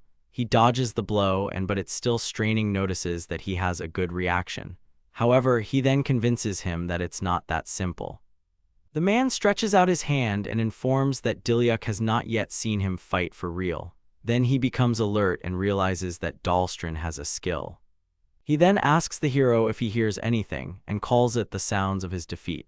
Dilyuk notices that the noise is coming from the forest, but for some reason he does not feel the thirst for murder, but something else. Suddenly, someone's paws first appear from the bushes, walking forward. Then the hero notices silhouettes that look like people with ears and sees spears in their hands. When they come out of the darkness completely, Dilyuk manages to make out scared beastmen with weapons in their hands. He is surprised that the warriors are beastmen and asks about it. In response, he smiles and tells them that it's time to serve their master, calling them unfit. These words make their bodies tremble even more violently. The hero even notices elves among them and thinks that he is seeing exactly what Kuroro was talking about. Then he remembers how she told him that there are many species living in roses, many of which are half-humans. She was very afraid that they would be brainwashed. Kuroro admitted that she herself does not understand why all this is happening, but the hero answered her with his serious silence. Then Dilyuk realizes that the capital of the demi-humans has been invaded by people from the city of roses. Then he notices how they are trying to resist the order. One of the half-humans starts shouting that he does not want to fight at all, but his body does not obey at all. The hero clarifies whether the man controls them with the help of a skill, and he confirms his guesses, adding that this skill is very rare. After that, Daltrin grabs one of the half-humans by the arm and pulls him towards her. He points to the special bracelets on him and says that they do not allow the fighters to resist his will and, at the same time, depriving them of their own. The man once again points to the half-humans and calls them the hero's favorite people. But seeing how he remains standing in place with a serious look, he decides to ask if he can kill them. Dilyuk replies that Daltrin oppresses people for his own benefit, after which he notices that he is the same as Actto. Seeing how this did not please the man, the hero adds that he cannot forgive those who treat their people like things and promises to defeat them like the Lord of Tenma. Then the man throws the half-man aside and tells Dilyuk that he can speak out as he wants. After that, he orders his fighters to join the battle, surround the hero and attack him, again calling them unfit. But Dilyuk reports that he knows not only fencing. Then he stretches out his hand, near which a familiar thing appears. The hero uses the alchemical transformation and thinks that since he is in the forest, he will have enough material. Daltrin sees that Dilyuk used a skill to bind one of the demi-humans and begins to get angry. However, then he glances at the other warriors. Then he realizes that the hero will not be able to cope with so many and simply will not have time to connect everyone. Then Daltrin notices that he is already at the limit and cannot attack, looking at how the hero is barely holding on. Realizing this, the man begins to laugh plaintively. Then he orders the half-humans to start firing, and the archers pull the bowstring with an arrow at once. A second later, arrows begin to fly at the hero from all sides, which he was clearly ready for. He frowns heavily and uses the Rabilo style. Then Dilyuk makes a swing with his sword and makes a cut of the moon shadow. After that, the arrows fly back and some of them fall at Daltrin's feet. He sees that the hero used an attacking technique to defend himself and is surprised, but then warns him that this is not all. Then the warriors pull the bowstring again. But Dilyuk answers him, saying that it is useless and stretches out his hand forward. Then he applies the alchemical transformation, after which a high hill appears between him and the fighters. The man sees that the hero has made an earthen wall and is furious about it. Then he notices that he is now attacking from a blind spot. Daltrin, gritting his teeth, expresses himself and tries to urgently come up with what can be done. Suddenly, an idea comes to his head and he tells the hero that he was joking. Dilyuk doesn't understand what he means at first, but he strains anyway. At the same moment, the man rushes to the head of the demi-humans and pulls him to himself. Then Dilyuk stops and realizes what he is up to. Daltrin stands behind the head and forces him to cover himself with his body. The half-man's face was so exhausted that it seemed like he was already ready to die. Dilyuk is very scared for the life of the head and asks the man not to do this, but he starts laughing and asking if he can't be attacked. Then Daltrin notices that even such an old man can be used by calling him names and laughing. Upon hearing this, the hero becomes enraged and clenches his teeth. Other half-humans who were tied up by the hero begin to shout that it is dangerous and call the old man the head. Dilyuk hears this and takes note. But then he concludes that since he is called the head, this half-man is Kuroro's father. The man realizes that they know each other and calls it luck. Then he tells Dilyuk not to move if he does not want the head to suffer, which is why he expresses himself, realizing what he is in for. Daltrin then turns to his warriors and orders them to head for Tenma, saying that the time has come. The hero shudders at such news. After that, the man allows him to go after them as he assumes that he does not want Tenma to be destroyed. The hero realizes that he can send Hakura, but another thought comes to him. Suddenly, Daltrin starts laughing and says that he can leave the old man and return to Tenma, calling him Dilyuk Rabilo. He then adds that the hero cannot save everyone and reveals his weakness in that he cannot abandon anyone. However, after that, Dilyuk smiles and informs the man that he has not lost yet. Daltrin does not attach much importance to his words and says that he only knows how to scratch his tongue. Then Dilyuk says that he knew that Tenma would be attacked and explains that his task is to stop the man, and he asks him again. The hero then adds that Tenma will be protected by Cindy, Karoth, Balak, and Dodoria, who recently left. He imagines how his friends will be armed and with what dedication they will fight, saying that his comrades are strong. After that, the hero adds with full confidence that he believes in them with all his soul. But Daltrin just tisk in response to this. Suddenly, the head begins to gradually come to his senses. At first, he keeps his eyes closed, constantly repeating his daughter's name, but then he closes them anyway. As soon as he notices the hero in front of him, he immediately asks if his daughter is okay, gently extending his hand to him. Dilyuk answers him that Kuraro is safe and tells him about the promise to return all her loved ones that he gave her. The head's gaze suddenly changes and he clenches his hand into a fist, clutching it to him in disbelief. Daltrin comes up to him from behind and says that he acted very presumptuously. Then he adds that these people will be his shield until they die and begins to act on the head's brain with magic. He begins to scream in pain and his bracelet digs into his skin again, starting to control his body again. The hero notices this when suddenly a thought comes to his head. Looking at how the head is being held hostage again, he understands something. Then Dilyuk decides to say that he will definitely save him so that he can live happily with Kuraro. Then he begins to look the head in the eye and asks, based on this, to trust him. Upon hearing this, the half-man opens his eyes again and begins to believe the hero. This makes the bracelet stop working on him again. Then Dilyuk swings his sword and is about to attack the man. Daltrin is very surprised by this and concludes that the hero has decided to leave his people after all, while fear begins to be read in his eyes. After that, Dilyuk begins to approach Daltrina with a loaded sword. A magical aura has formed around him and he continues to move. At this time, the head remembers the words of the hero that he wants them to live happily together with Kuraro and how the hero asked him to trust him and decides to do so. Then the head stretches out his hand and uses his powers. His hand begins to turn into the paw of a beast and increase in size. In the end, the bracelet does not stand up to this and collapses into many parts. As a result, the head turns into a big dog and runs away from Daltrin until he realizes how he managed to destroy the bracelet. Then the man asks the hero how he still has the strength and gets furious about it. In response to this, a confident smile appears on the hero's face. Then he rushes to Daltrin and stabs him while the head runs up to his relatives. When he reaches them, he immediately falls to the ground, thereby scaring them very much. The half-humans begin to call out to the head and rush around him. He then transforms back into a human and tries to recover while the others ask about his condition. However, one of them asks another question looking towards the hero: why did the bracelet break? Daltrin smiles and admits that he did not expect the head to remove his soul control. Then he realizes that now his opponents know about his skill and pulls out his weapon again. But the hero notices that the man constantly protects his ring and decides that it is his weakness. Dilyuk thinks about the fact that through the ring he controls the hearts of people who have a bracelet on them and strengthens control over them. Then it turns out that a man's skill is to obey to strengthen control. The hero understands that if he removes control, then the strength of the bracelet will decrease, but he also realizes that he cannot do this to everyone. Then he decides that he needs to destroy Daltrin's ring and stands up with a sword. He picks up the Morgenstern from the ground and starts laughing, saying that he warned that the battle with him would not be easy. After that, he abruptly raises the heavy part of the weapon and makes a swing. The hero understands that Daltrin has a lot of magic since he is able to control so many people.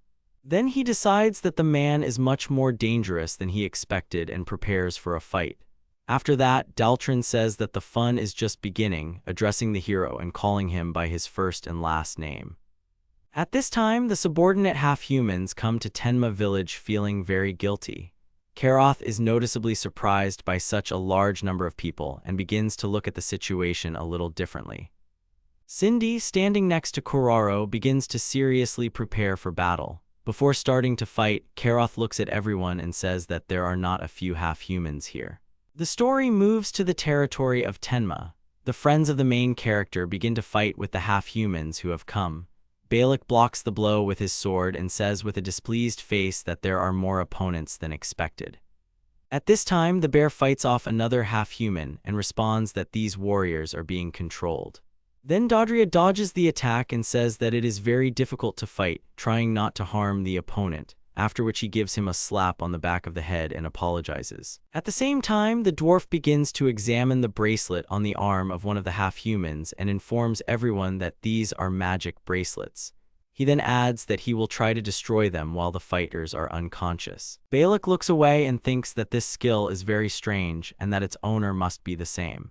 The bear is again surprised by the number of half-humans and begins to worry about the hero, after which he asks the others if they think Dilyuk is okay. Dilyuk confidently replies that the hero is probably fine and you shouldn't worry about him. Then Dodoria turns to them and says that they will definitely protect the village that Dilyuk entrusted to them. Then the bear pulls himself together and agrees with him. Meanwhile, the girls are fighting in the mountainous area of Tenma. Cindy uses an alchemical transformation. After that, the half-humans bind the roots of the plants. She reports that she was able to immobilize the opponents, and Karoth praises her.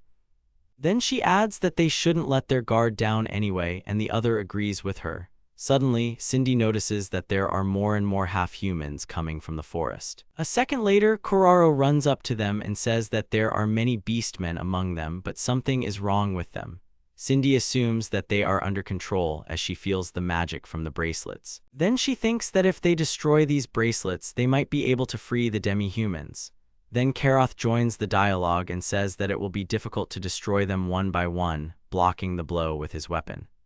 But suddenly Cindy uses her powers and says that this is not necessary, since the owner of the skill is now fighting with the hero. Therefore, she concludes that it is necessary to choose the time before Dilyuk overcomes him. Upon hearing this, Karoth turns around and agrees with her.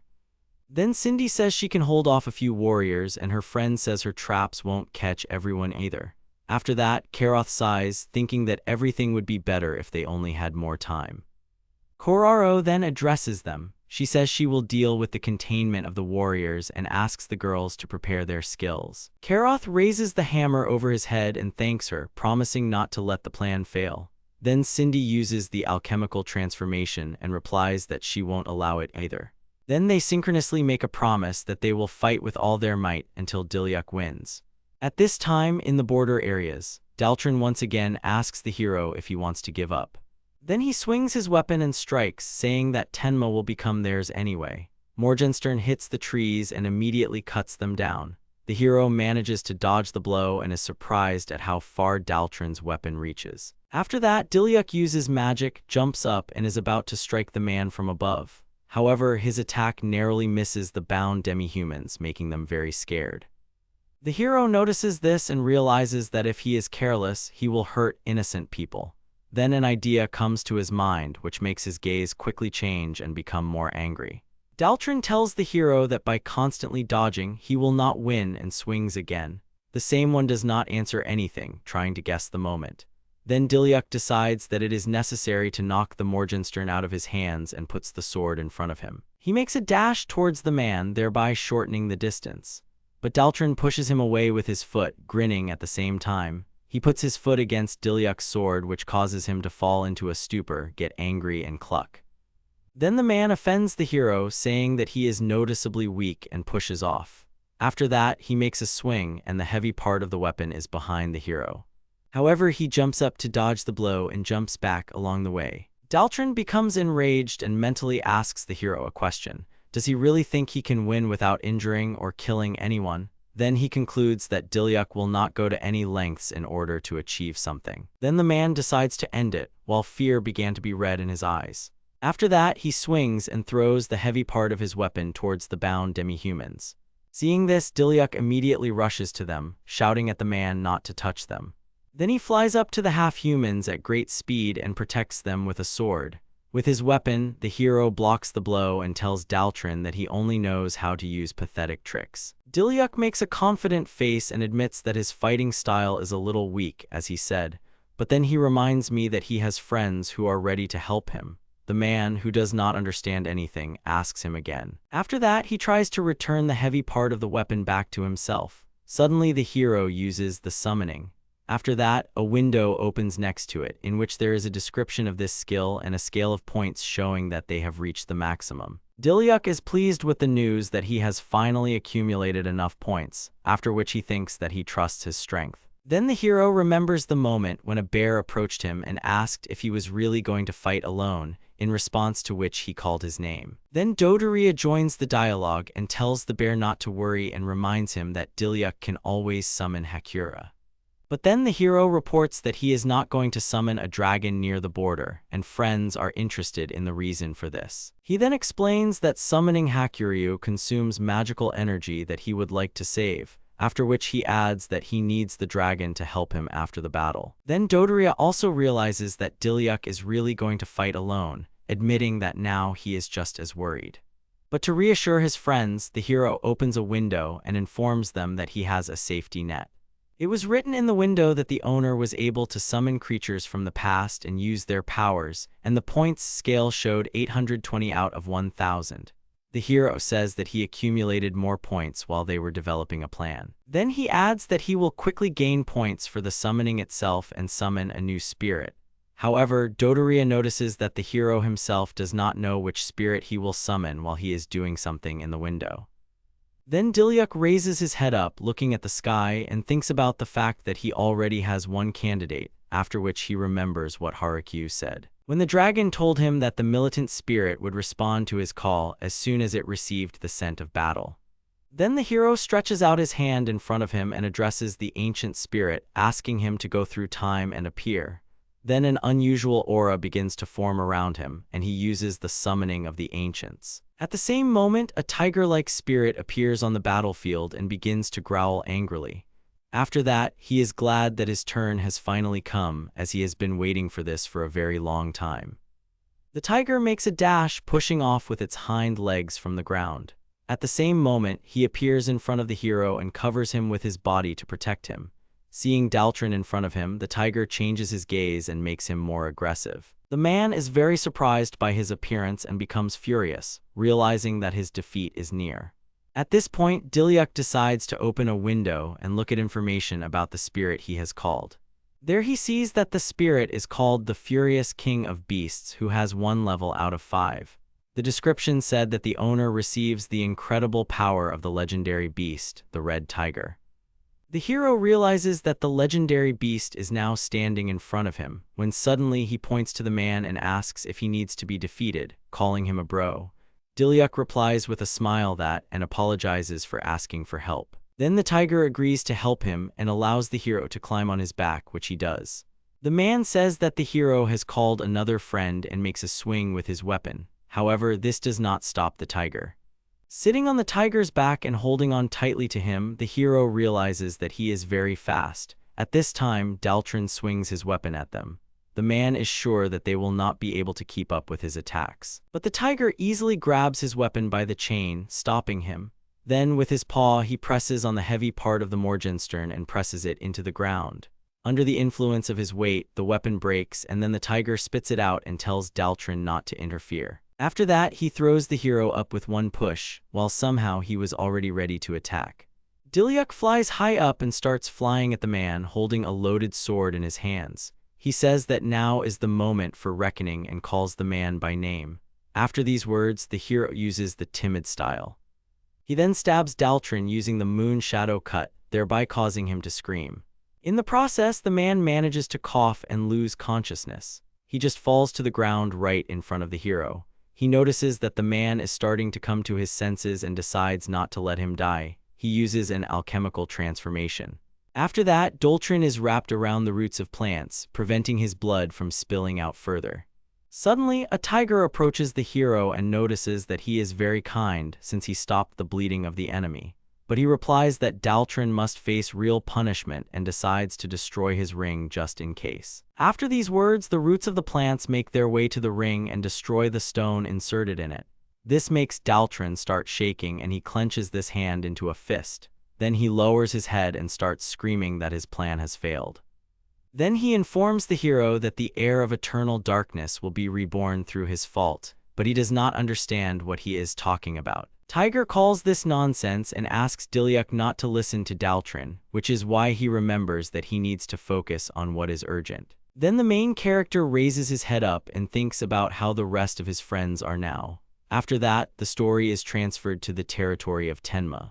In the midst of the battle, Cindy suddenly notices something strange and asks her friends to stop. The demi-humans suddenly notice that they have finally gained control of their body. Then they begin to rejoice at this and shout that now they are free again. Upon hearing this, Karoth turns to Cindy, and they both conclude that the main character has won after all. Cindy mentally tells Dilyuk that he is a wonderful person, chosen by the skill itself. She then adds that the call of the ancients only goes to those who deserve to be king. Cindy folds her arms over her chest and remembers that on that day they became spirits and waited 4,000 years.